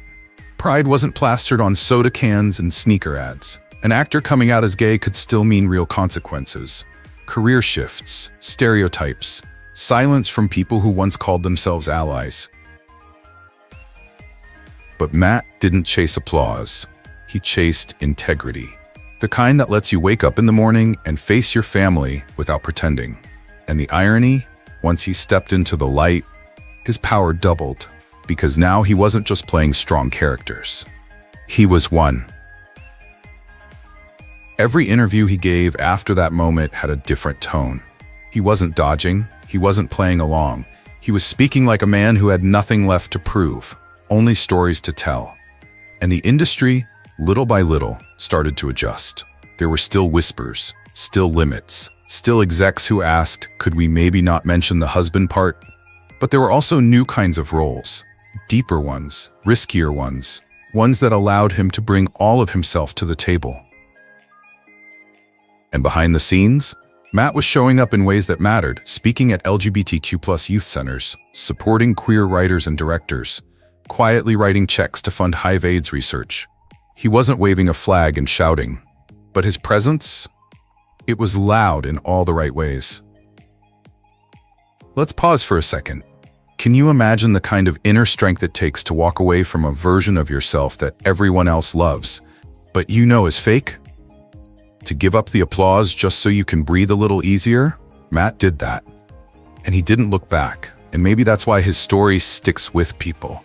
Because most of us aren't trying to be famous. We're just trying to be free. To live without hiding. To speak without fear. To love without strategy. Matt didn't start a revolution that night on stage, but he did something braver. He started living. And for thousands watching, from red carpets to middle school lockers, that was the signal they'd been waiting for. So if you've ever felt like your truth was too complicated, too inconvenient, too risky to share, just remember Matt's moment. Because sometimes you don't need to make a scene. You just need to tell the truth. And the world, it adjusts. And here's the beautiful twist. Once Matt stopped trying to protect his image, his art deepened. If you've ever watched a performance and felt something crack open inside you, that's what began happening with Matt. Because now, he wasn't acting around a lie. He was acting from truth. Let's talk about the normal heart. Because this role wasn't just another credit on his IMDb, it was a reckoning. A reckoning with history, with pain, and with love. He played Felix Turner, a journalist who falls in love with Mark Ruffalo's character in the early days of the AIDS crisis. The role was raw, unforgiving. It didn't let Matt hide behind charm or cheekbones. It asked for his heart, and he gave it fully. Now pause with me here. Imagine going from hot guy in a suit to embodying a dying man, ravaged by a disease Hollywood refused to speak about for years. That wasn't a career pivot. That was an act of defiance. And if you've seen it, you remember the scenes. The weight loss, the hospital bed, the final moments that left audiences gutted. Matt said later that he lost over 35 pounds for the role. But what he gained was priceless. He gained respect from critics, from his peers, from people who knew the history of the crisis and saw, in Matt's eyes, someone who cared deeply. He won a Golden Globe, and honestly, he earned it 10 times over. But the award wasn't the point. The point was that, finally, the world was seeing Matt Bomer not just as a pretty face, but as a powerhouse. And the offers that came after? Different, stronger, more layered. From that moment on, Matt became the guy you called when you wanted depth, when you needed pain and grace to live side by side in a single scene, when you wanted someone who could break your heart and then put it back together in the next breath. But let me ask you something. Have you ever felt like telling the truth might cost you something? only to discover that it actually gave you everything you were missing? That's the Matt Bomer effect. Once he stepped into himself, the world stepped closer. Not just with applause, but with opportunity, with honesty, with the kind of roles that reflected not just who he was, but what he stood for. And then came Doom Patrol, a superhero show, yes, but with a twist. Matt played Larry Traynor, a closeted pilot turned radioactive outcast. It wasn't just sci-fi, it was symbolic. A man who hides behind bandages, ashamed of who he is, learning, slowly, painfully, to accept himself. Sound familiar? You'd think playing another closeted man might be regressive. But this wasn't regression. This was redemption. Through Larry, Matt got to explore the long shadow that shame can cast.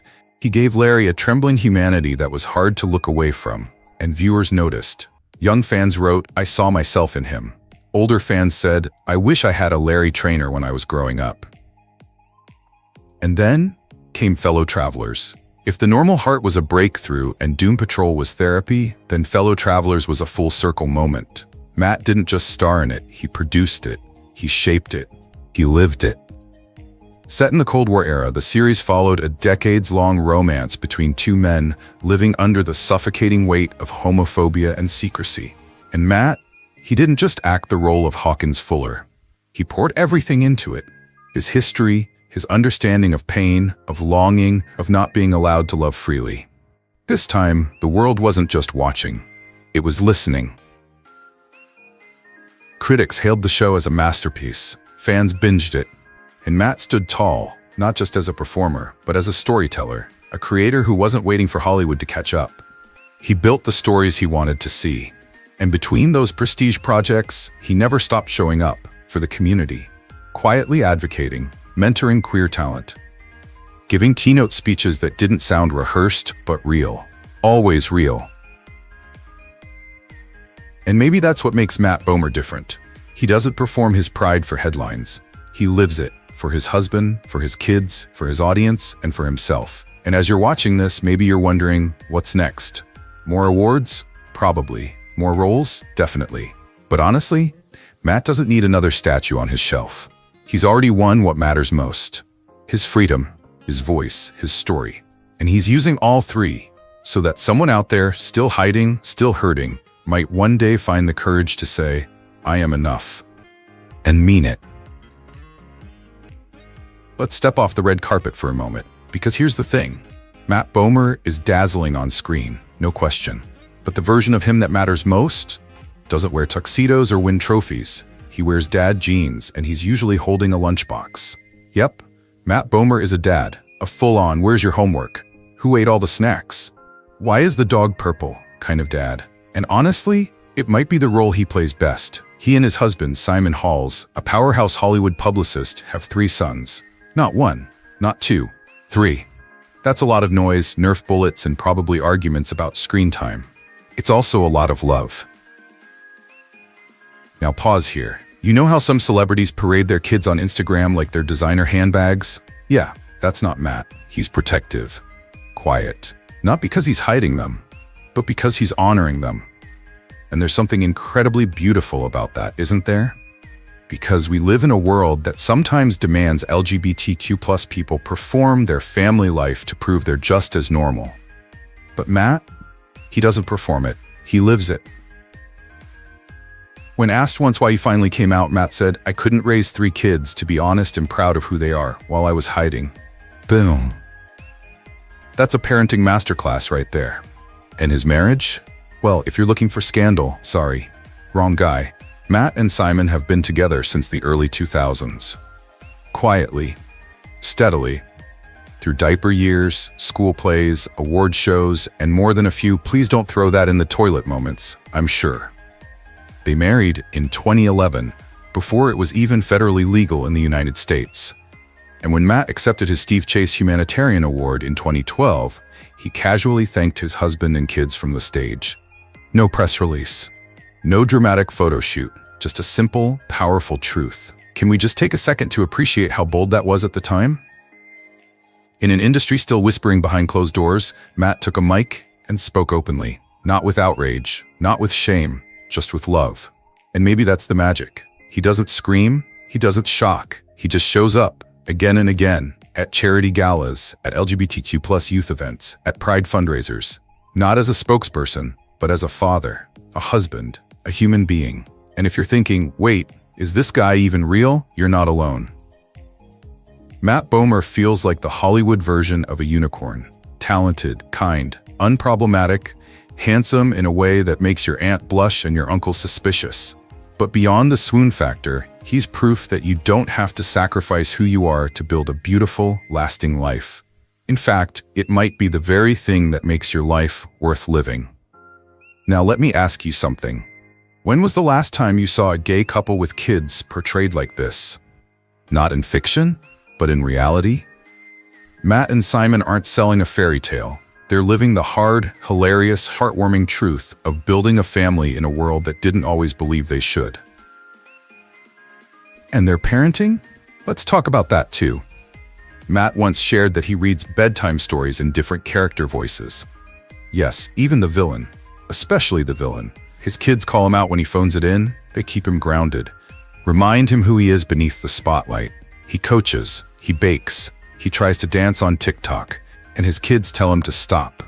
That's love, right? And it doesn't stop at the front door. Matt Bomer didn't just build a home, he built a purpose. Outside of acting, he's become one of the quiet yet consistent voices pushing for real change. And no, he doesn't post selfies from protests or scream into the void on social media. He shows up, strategically, with care. He's lent his voice and his presence to campaigns with the Human Rights Campaign, the Trevor Project, GLAAD, and more. Not just as a celebrity face, but as someone who's been there. Someone who knows what it feels like to hide, to be afraid, to come out anyway. And perhaps more importantly, someone who knows how it feels to heal.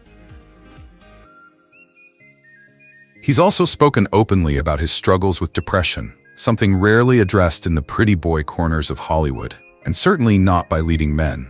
But Matt, he didn't hide it. He brought it into the light. And in doing so, he made space for others to breathe, to speak, to seek help. So now I'll ask you, do you believe that living truthfully could be the boldest form of activism? Because maybe the revolution doesn't always look like a riot. Sometimes it looks like bedtime stories, soccer games, shared glances across the dinner table. Sometimes it looks like Matt Bomer. Let's take a moment, one final moment, to look beyond the roles, the red carpets, the interviews, and yes, even the dad jokes. Because Matt Bomer's legacy, it isn't just what he's done, it's what he's made possible. See, when we talk about progress in Hollywood, when we talk about visibility, representation, and the long, often brutal march toward equality, we tend to focus on the loud moments, the viral speeches, the headline-grabbing kiss, the rally, the rebellion. But what about the quiet ones? What about the actor who simply lives his truth, day after day without apology? Matt Bomer didn't storm the gates of Hollywood. He walked through them in silence. And when the doors creaked open just wide enough, he held them, so others could follow. He's shown that queer identity and leading man charm aren't mutually exclusive. That being out and proud doesn't mean your career has to evaporate. That you can be sexy and sensitive, brilliant and balanced, masculine and married to a man. He's broken molds not with a hammer, but with grace, with persistence, with presence. And maybe that's why his story resonates so deeply. It's not just about fame, it's about freedom. The freedom to exist, to love, to take up space, to be an actor, an advocate, a husband, a father, a friend, and most of all, a spark that quietly ignites something in others. Because for every Matt Bomer fan who swoons over his cheekbones, there's another who watches him and thinks, if he can live like that, maybe I can too. For every teen who felt invisible, for every adult who thought they missed their chance to be seen, for every parent wondering if their family could ever look like that, Matt Bomer stands as a gentle but powerful answer. And let's not pretend it's been easy. There were years of hiding, of smiling through interviews with questions he couldn't answer honestly, of being cast in roles he couldn't fully feel because the world hadn't caught up yet. But even then, he didn't give up. Instead, he got to work, on screen and off. Matt became a vocal supporter of the Human Rights Campaign, the Trevor Project, and GLAAD. Not just in name, but in action. He donated, he showed up, he used his platform when others stayed silent, not for applause, for impact. And when he opened up publicly about his own struggles with depression and mental health, especially as a gay man in Hollywood, that wasn't a headline stunt. That was lifeline-level honesty. The kind of truth that says, you're not alone. Now, stop for a second. Ask yourself this. When was the last time you saw a leading man with that level of fame just talk about these things without shame? Not cry for sympathy, not posture. Just talk, genuinely, humanly. And maybe that's the point. Matt Bomer never tried to be a superhero, but somehow, he's become one anyway. Not because he flies, but because he stands, firmly, kindly, quietly, for something. He's a reminder that strength doesn't always shout. Sometimes it simply shows up, with compassion, with consistency, with courage. Whether it's mentoring young queer actors behind the scenes, or taking time to make sure his kids know they're deeply loved, or being that one honest voice in a room full of noise, he's building a legacy not carved in stone, but etched in people. In the lives he's touched, in the minds he's opened, in the hearts he's softened. And here's the kicker. He's not done yet. There are still scripts to read, stories to tell, kids to raise, causes to support, people to reach. Which means his legacy, it's still unfolding. So maybe you came here because you liked White Collar. Maybe you stayed because he's, well, let's face it, distractingly good looking. But if you're still here now, then maybe, just maybe, you felt it too. That pull, that warmth, that sense that someone, somewhere, finally showed you that living your truth doesn't have to be loud or perfect or dramatic, it just has to be real. So here's my question to you. What legacy are you leaving? And who do you know that needs to see this kind of story? Because in a world still full of noise, division, and pressure to conform, Matt Bomer reminds us that the most powerful thing we can do is be unapologetically, authentically ourselves. That, my friends, is the quiet revolution. And if you ask me, it's exactly what the world needs more of right now. So share this story, talk about it, live it. Because someone, somewhere, is waiting to see themselves in your truth too. And if you ever need a reminder that gentle, joyful, grounded visibility can change the world, just say his name. Matt Bomer. So maybe you didn't expect to get emotional over Matt Bomer today. Or maybe that's exactly why you stayed. Because his story isn't just about fame. It's about showing up, quietly, consistently, and truthfully. It's about proving that living with kindness and honesty is its own kind of legacy. And if that message meant something to you, don't keep it to yourself. Hit like if you felt seen. Subscribe if you want more stories like this. And leave us a comment. What part of Matt's journey moved you most? Because the truth is, we're not just telling stories here. We're building a space for voices like his, and maybe for voices like yours. Thanks for watching, and thanks for being here. He was born on Christmas Eve, destined to become one of the biggest pop icons on the planet. From boy band craze to World Cup glory. From Livin' La Vida Loca to Hollywood stardom, Ricky Martin had it all. But behind the lights and the applause was a secret that could have ended everything. Until the day he decided to tell the world. This isn't just a music story. It's a story of courage, reinvention, and living fearlessly. Alright, let's rewind all the way back to San Juan, Puerto Rico, Christmas Eve, 1971. While you were probably busy trying to wrap last-minute gifts, okay, maybe you weren't even born yet, Enrique Martin Morales came into the world. Yep, Ricky Martin is just the stage name. And tell me that doesn't already sound like a movie setup. A baby born on Christmas Eve, destined to become one of the biggest pop icons on the planet. Now, Ricky's childhood? Think colorful, noisy, and dripping with rhythm. His mom, Nereida, worked as an accountant. His dad, Enrique, was a psychologist. They split when Ricky was just 2. But this wasn't a tragic, cue the sad violins kind of separation. This is Puerto Rico. Family is family, and the village always shows up.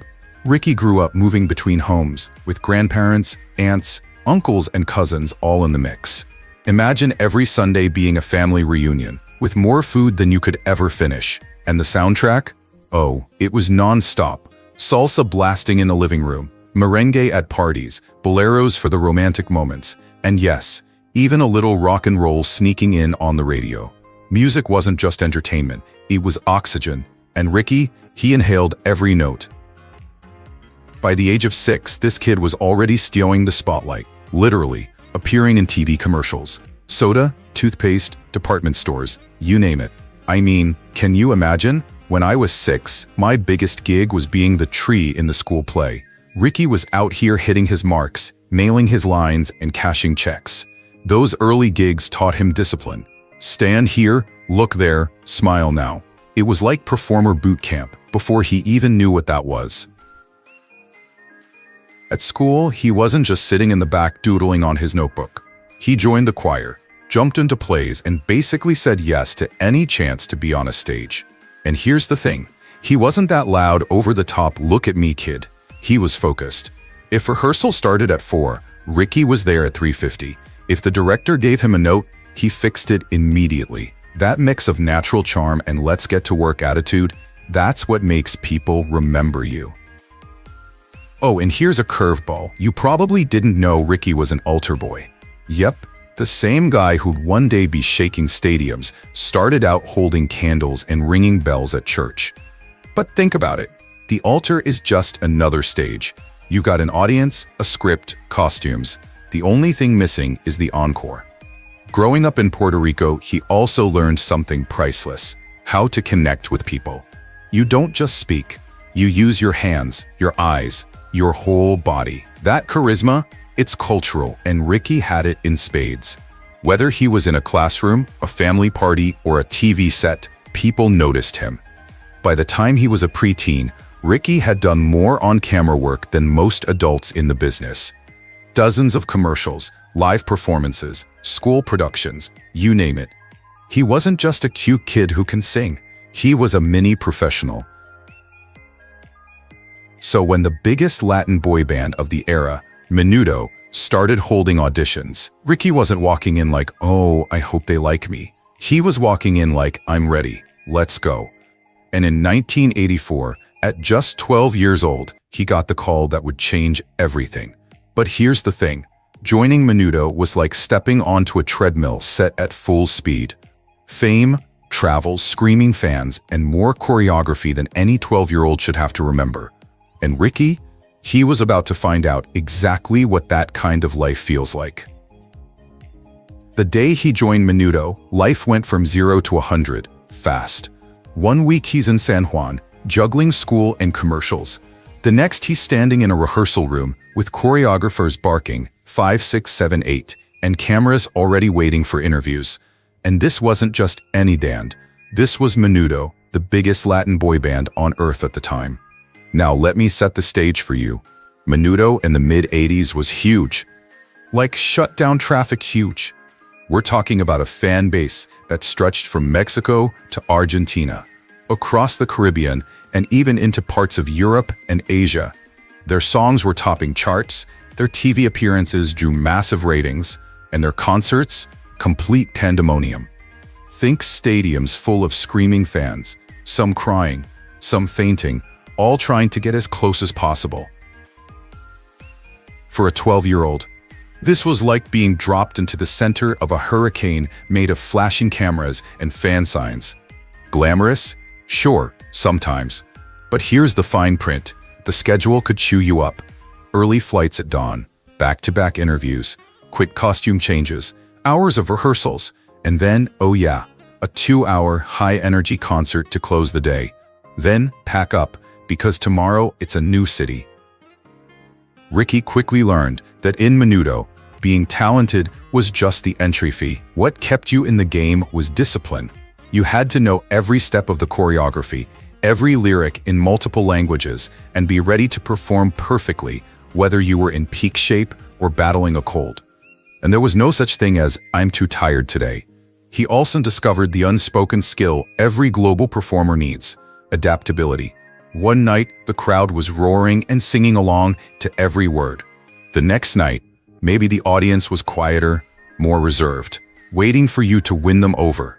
Ricky learned to read those rooms instantly and adjust his performance, dialing the energy up, pulling the crowd in with eye contact, or breaking the tension with a quick smile. Of course, all this came with a cost. Life on the road meant missing birthdays, holidays, and the comfort of home-cooked meals. Homesickness hit, especially during long stretches abroad. But the other members became his surrogate family. They shared inside jokes, whispered encouragement before big shows, and yes, argued like brothers over who got the better bed in the hotel room. And then there were the unforgettable highs. Walking into an arena and hearing your name screamed by tens of thousands of people. Feeling the stage vibrate under your feet from the sheer volume of the crowd. Seeing fans in countries you've never visited before holding banners with your name. These moments lit Ricky up from the inside, making all the exhaustion disappear, at least until the adrenaline wore off. But here's the thing, Menudo wasn't forever. The group had a rule. Once you turned 16, you were out. No exceptions. It was brutal, but it kept the band eternally young. For Ricky, that meant his clock started ticking the day he joined. Instead of letting that countdown intimidate him, he used it as fuel. Every performance was a chance to make an impact, to grow, to learn. And learn he did. He picked up the finer points of media training, how to answer tricky questions without revealing too much. He built the stamina to perform multiple nights in a row without losing his voice. He became a pro at handling the spotlight without letting it blind him. These weren't just skills for a teenage heartthrob. These were tools he would carry for the rest of his career. By the time his run with Menudo ended, Ricky had traveled the world, mastered the stage, and built a global fan base that wouldn't forget him. But more importantly, he had something even bigger brewing, a quiet but undeniable feeling that the real story of Ricky Martin was just beginning. Because once you stood in front of tens of thousands of screaming fans, once you felt that kind of connection, there's no going back. The boy who entered Menudo at 12 was leaving as a seasoned performer, ready to step out on his own and change the game entirely. No gap year. No slow fade, Ricky went straight from stadium stages to building his own empire. First stop, Mexico. And not for a getaway. Forget sipping margaritas under a palm tree. He was there to hustle. Theater, telenovelas, anything that would push him as a performer and keep him in front of an audience. In 1991, he released his first Spanish-language solo album, simply called Ricky Martin. It wasn't a mega hit yet, but it sent a clear message. I'm here on my own terms now. Fans noticed, critics noticed, and the industry started watching. 2 years later came Mi Amarás, romantic ballads, smoother production, the kind of album that had couples swaying at weddings and teenagers daydreaming during math class. Then came 1995.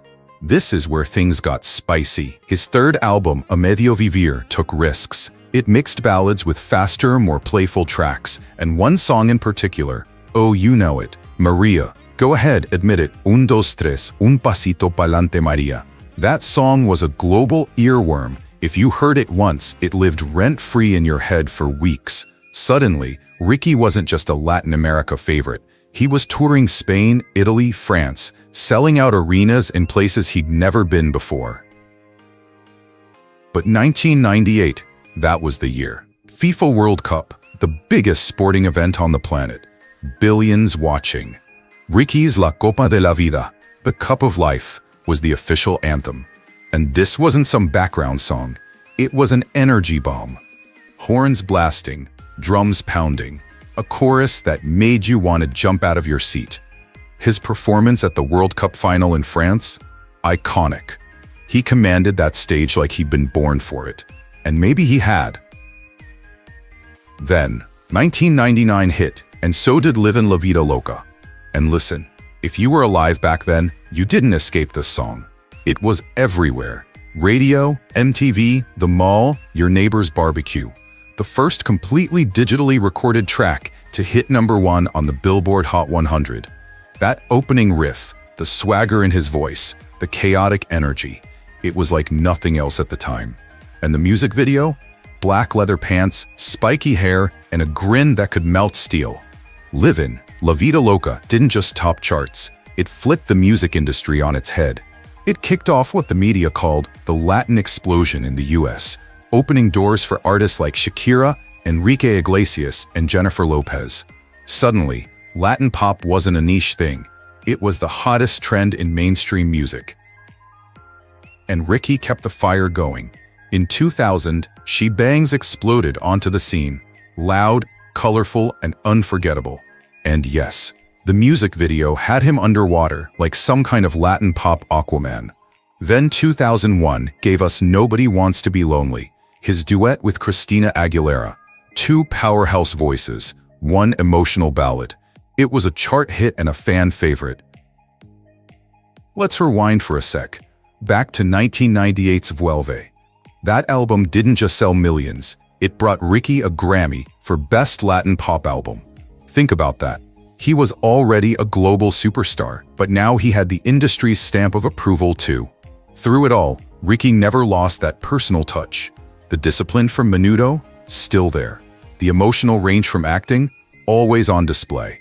And that connection with fans, stronger than ever. He had this way of making every performance feel intimate, whether you were in the front row or watching from the back of a stadium. While the world was dancing and singing along, Ricky was carrying a truth that only he knew. A truth that would take years to reveal. And when he finally shared it, it would change the conversation. Not just about him, but about what it means to live authentically in the spotlight. But here's the thing. Ricky Martin was never just the singer guy. If life were a talent show, he'd be that contestant who wins every round. And right in the middle of his music dominance, he decided to step into a completely different arena, Hollywood. Now, for most pop stars, acting is, let's be honest, tricky. Sometimes you watch and think, okay, you should probably stick to singing. But Ricky? He didn't just dip his toes in, he dove headfirst. And in the mid-90s, American TV audiences suddenly saw him in General Hospital. Yeah, that's right, one of the most iconic soap operas of all time. He played Miguel Morez, a singer, naturally, with all the wild plot twists that soap fans live for. Love triangles, dramatic stares, and big emotional monologues. If you've never seen General Hospital, imagine a never-ending roller coaster ride of romance and chaos, running 5 days a week.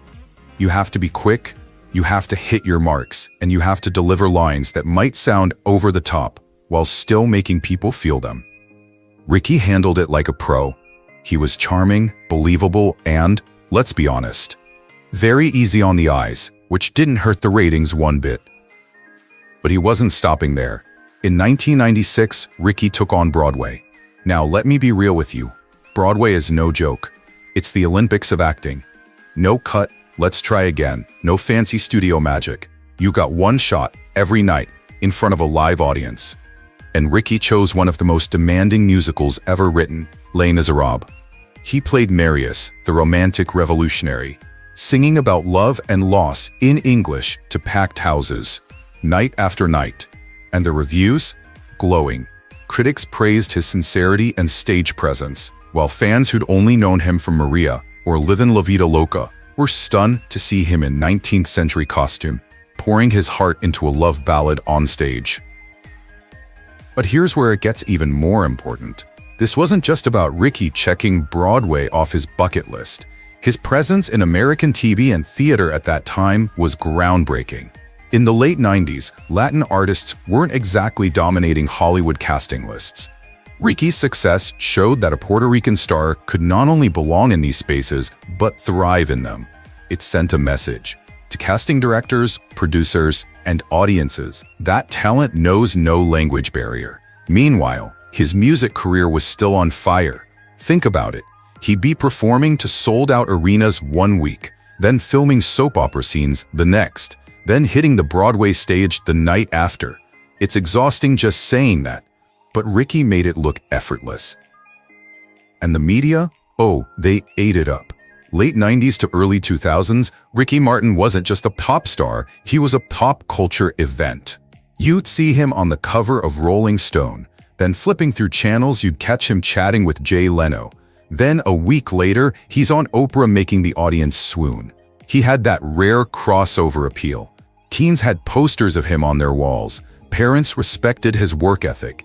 And grandparents, well, they just thought he was a nice young man with a great smile. Ricky's charm wasn't just in the music or the acting. It was in how he showed up. Whether it was a high-energy concert or a quiet interview, he made people feel like he was talking directly to them. And for a Latin artist in Hollywood back then, that level of mainstream acceptance and admiration was a big deal. It opened doors for others to follow, whether they were actors, singers, or both.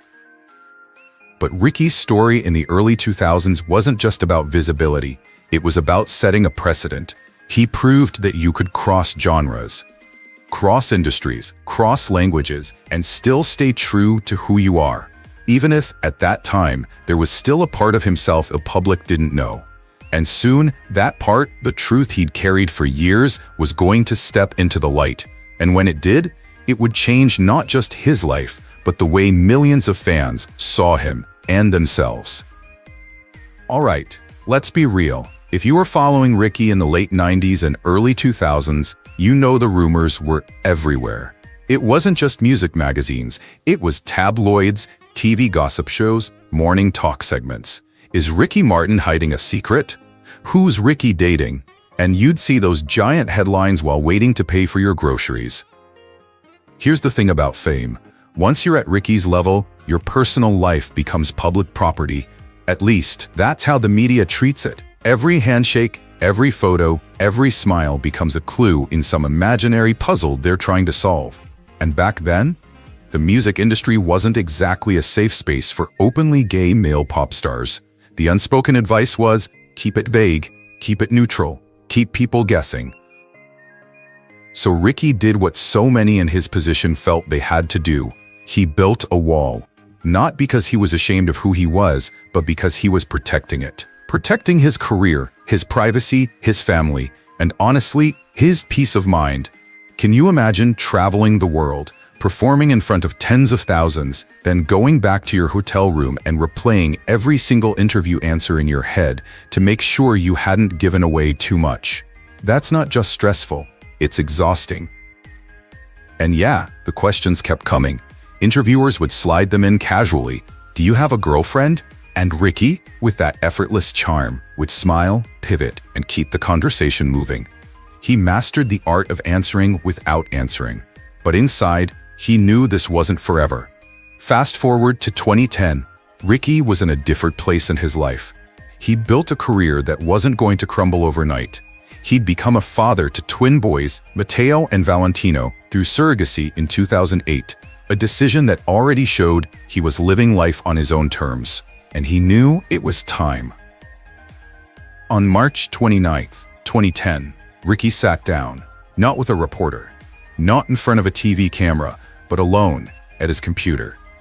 He opened his website, took a deep breath, and wrote. It wasn't a press release or a PR statement. It was a letter to his fans. And in it, he said the words that had been locked away for decades. I am proud to say that I am a fortunate homosexual man. I am very blessed to be who I am. No drama, no mystery, just truth. And the internet, it exploded. Within hours, news outlets across the globe were running the story. Social media lit up with messages, some from shocked fans, but mostly from people sending love, gratitude, and congratulations. I remember seeing tweets that said things like, Ricky, you saved my life today. Or because of you, I feel braver. Think about that. One person's truth giving millions of strangers the courage to be themselves. That's power. Of course, not everyone celebrated. There were critics. There always are. Some in the industry whispered about whether this would hurt his marketability. Certain markets reacted more conservatively. But Ricky, he didn't flinch. He kept performing, kept recording, kept showing up exactly as he was. And guess what? His career didn't just survive, it kept thriving. He's spoken about that moment many times since, saying it felt like putting down a backpack full of bricks he'd been carrying his whole life. Can you imagine that? Walking lighter, breathing easier, singing freer, because you no longer have to edit yourself before every word. And his performances after 2010, you could see the difference. there was a new ease, a glow, a joy that wasn't just about the music. It was about finally living without hiding. Fans noticed it too. They didn't just stick around, they leaned in closer, singing louder at concerts, holding up rainbow flags in the crowd. But here's the thing, coming out wasn't the end of Ricky's story. If anything, it was a turning point. Because now, he wasn't just an entertainer. He was a role model, an activist, a voice for people who couldn't speak freely. And the chapters that followed, they'd be filled with love, family, and a new kind of stage, the fight for human rights. Overnight, he became one of the most visible LGBTQ+ figures in the world.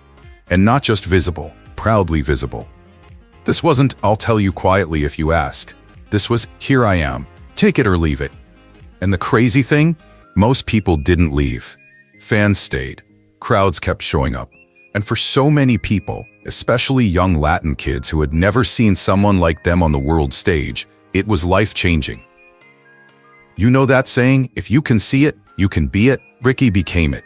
For kids in Puerto Rico, Mexico, Colombia, Spain, places where coming out could still mean rejection or worse. Seeing Ricky smile, sing, and thrive was like seeing the future. He made it real. And it wasn't just the kids. Adults who had been hiding their truth for decades were suddenly feeling a spark, like maybe it wasn't too late for them either. But being a symbol wasn't enough for him. He rolled up his sleeves and got to work. He spoke out for marriage equality, pushed for anti-discrimination laws, and fought for safe spaces where queer youth could be themselves without fear. He showed up at Pride events not just as a headliner, but as a participant, walking the streets, waving flags, hugging fans. He lent his voice to petitions, campaigns, and grassroots movements that needed a boost. And when Ricky spoke, people listened. Not because he was famous, but because they could feel every word came from the heart. Then there was the Ricky Martin Foundation, which he had founded back in 2002. If you think this was just a PR move, think again. The foundation's mission is to protect the rights and well-being of children, with a major focus on ending human trafficking. And Ricky wasn't sitting in an office signing checks. He was out there in the field, visiting shelters, listening to survivors tell their stories, standing in disaster zones after hurricanes tore through Puerto Rico, sitting across from political leaders and telling them directly that change needed to happen. And here's the thing. He never drew a line between LGBTQ+ rights and other human rights issues. To him, it's all the same fight. Dignity and safety for every human being. Whether it was a trafficked child, a refugee family, or a queer teen in a conservative town, Ricky stood for them. He understood that liberation in one area means nothing if others are still in chains. His courage had a ripple effect far beyond his own career. Younger artists, especially from Latin backgrounds, started saying publicly that Ricky's bravery gave them the strength to be authentic too. Singers, actors, even athletes have credited him with breaking down walls they thought were unbreakable. And let's be honest, before Ricky, the entertainment industry could be brutal to openly gay men. After Ricky, well, the myth that you couldn't be out and successful took a serious hit. You can see the change in his shows. Rainbow flags fly next to Puerto Rican ones. Parents bring their kids not just to sing along, but to show them an example of living authentically. And sometimes, you'll see 3 generations in the same row.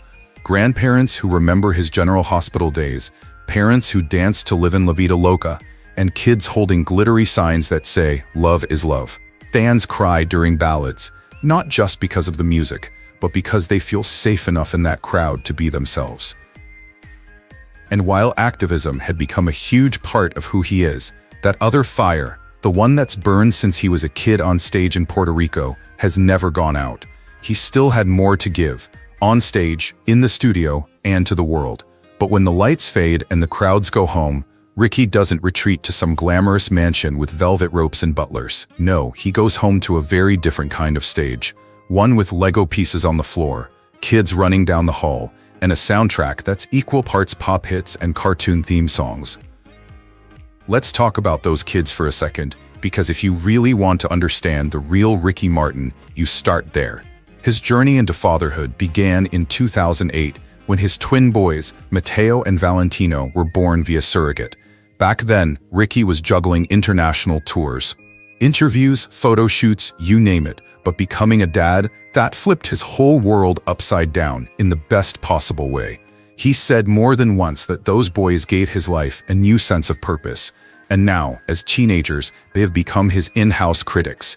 You think a music reviewer can be tough? Try having a 16-year-old roll their eyes at your dance moves. But the thing is, he doesn't just take it, he laughs. They keep me on my toes, he says, and maybe that's part of why he still moves like he's 25 on stage. Then came the younger two, Lucia in 2018 and Ren in 2019, with his then-husband, artist Juan Yusuf. Lucia is the only girl in the family, and Ricky's smile changes completely when he talks about her. You can almost see that girl-dad pride. Yes, he's the guy who will go to a tea party in a tiara if she asks. Ren, meanwhile, is pure energy. The kind of kid who can turn a quiet Sunday morning into a full-blown pillow fight before breakfast. And Ricky, he's right there in the middle of it, laughing, dodging pillows, pretending to surrender. In 2023, Ricky and Juan announced they were separating after 6 years of marriage. And in a world where celebrity breakups can get messy fast, theirs was refreshingly mature. No drama, no public mudslinging, just a joint statement about respect, gratitude, and putting the kids first. And they've meant it. You still see them spending time together as a family, celebrating birthdays, hanging out by the pool. It's a reminder that family isn't just about romantic relationships, it's about the bonds you choose to keep. These days, Ricky says he's focused on keeping life simple. And by simple, he doesn't mean boring. He means more dinners at home, more movie nights, more of the everyday moments that when you look back, end up mattering the most. He still works, still performs, still records, but his calendar now has space for school recitals, soccer games, and late-night talks with the twins. And here's a fun one. After years of trying, Ricky finally convinced Valentino to do a dance video with him. It wasn't a big production, just them at home, music playing, having fun. Ricky posted it, and the internet loved it. But the best part? The look between father and son at the end. That little grin that says, yeah, we nailed it. Moments like that, you can't rehearse. Then there's the time he took Matteo and Valentino to meet a world leader. Most parents would be freaking out about manners, handshakes, and please don't spill anything. Ricky? He turned it into a teachable moment, telling them, this is history. Pay attention. That's what he does. Blends the extraordinary with the everyday, so his kids grow up with both perspective and pride. At home, he's not Ricky Martin, global superstar. He's dad, the guy who makes pancakes, checks homework, and occasionally gets called out for being too much. When he sings at the breakfast table, and you know what? He wouldn't have it any other way. Because for Ricky, family life isn't a break from his career. It's the fuel that keeps it going. The love, the laughter, the chaos, all of it ends up in his music, his performances, his activism. It's one continuous thread. And maybe that's why, after all these years, he still connects with audiences. Because when you see him on stage, you're not just seeing the performer. You're seeing the dad who got up at 6 a.m. to pack lunches. The guy who kissed his kids goodnight before boarding a plane. The man who knows exactly what and who he's working for. And just when you think you've got a full picture of his life off stage, well, let's just say Ricky still has more to show you. While family fuels his heart, the stage is what keeps his soul on fire. And let me tell you, this man doesn't walk onto a stage like someone dusting off old memories. No, he walks in like the party has just started, and he's the one holding the mic.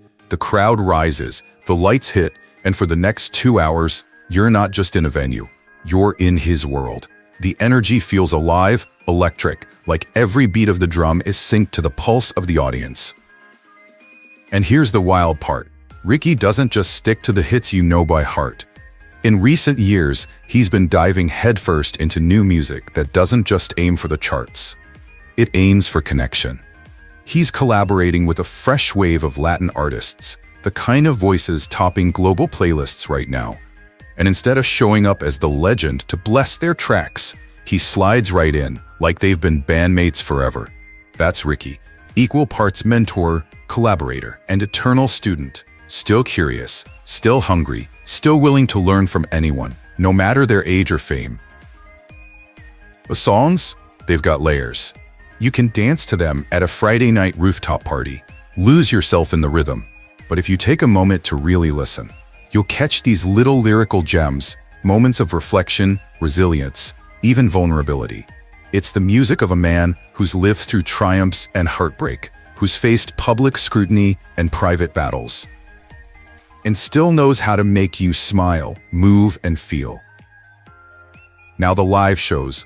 Oh, the live shows. If you've never been, imagine this. 3 generations under the same roof. Grandparents who remember his soap opera days. Parents who survived the Latin explosion of the late 90s. And teenagers who just found him on TikTok, all singing at the top of their lungs. And Ricky, he's right there with them, commanding the stage with the classics. Because yes, you have to play Lydon. La Vida Loca, but also sliding in fresh tracks that proved he's not a nostalgia act. Between songs, he's chatting with the crowd, pointing to fans he recognizes from past tours, laughing with someone in the front row who's wearing a 20-year-old tour shirt, even cracking a joke or two in Spanish and English. You leave feeling like you didn't just watch a show, you shared an evening with someone who gets you. But Ricky's not just about the music. His role as Antonio D'Amico in The Assassination of Gianni Versace, American Crime Story, wasn't just impressive, it was transformative. He brought quiet strength, dignity, and heartbreaking vulnerability to the role, proving, without a doubt, that he's a storyteller in every sense of the word. Critics applauded, but the real win was showing audiences a side of Ricky that had nothing to do with catchy hooks or dance moves, and everything to do with raw human truth. And maybe the most inspiring part of this chapter isn't even the applause, it's how he's using his platform. Benefit concerts that raise millions for HIV AIDS research. Pride stages around the world where he sings, dances, and stands as living proof that you can be unapologetically yourself and still shine. Campaigns against human trafficking through the Ricky Martin Foundation, where he's not just a figurehead. He's in the trenches. He visits shelters, meets survivors face to face, and uses his influence to speak to leaders who can make real change. That's the thing about Ricky. He's not doing this to stay relevant. He's doing it because it matters, and that's exactly why he stays relevant. So if you're watching and thinking, man, he's done it all, you're missing the point. He's still doing it, still showing up, still finding new ways to create, connect, and push himself further than before. He's living proof that your career doesn't have to peak once. You can have multiple peaks, each one higher than the last. If you're a young artist wondering if your moment has passed, look at Ricky. If you're afraid to make a big change because you think it's too late, look at Ricky. And if you just love good music, good energy, and good people, you've got a reason to keep watching. Because Ricky Martin isn't just part of pop culture history, he's still shaping it. And if his journey says anything, it's this: keep showing up, keep creating, keep living like the best is yet to come. Because with the right heart, the right hustle, and the right beat, it probably is. Ricky Martin's story isn't just about fame, it's about resilience, innovation, and never losing sight of what really matters. He's proof that you can grow, take risks, and keep going without losing sight of your roots. The takeaway? You don't need stadium lights or Grammys to live a bold life. Your stage can be your work, your art, your relationships, or that dream you've been putting off for too long. Don't wait for the right moment. Start now. So what's your next big step? Leave a comment. I'd love to hear. And if this journey has inspired you, hit that like button, subscribe for more stories that keep you burning, and share this with someone who needs a little extra motivation. Because the best part of your story, it hasn't even been written.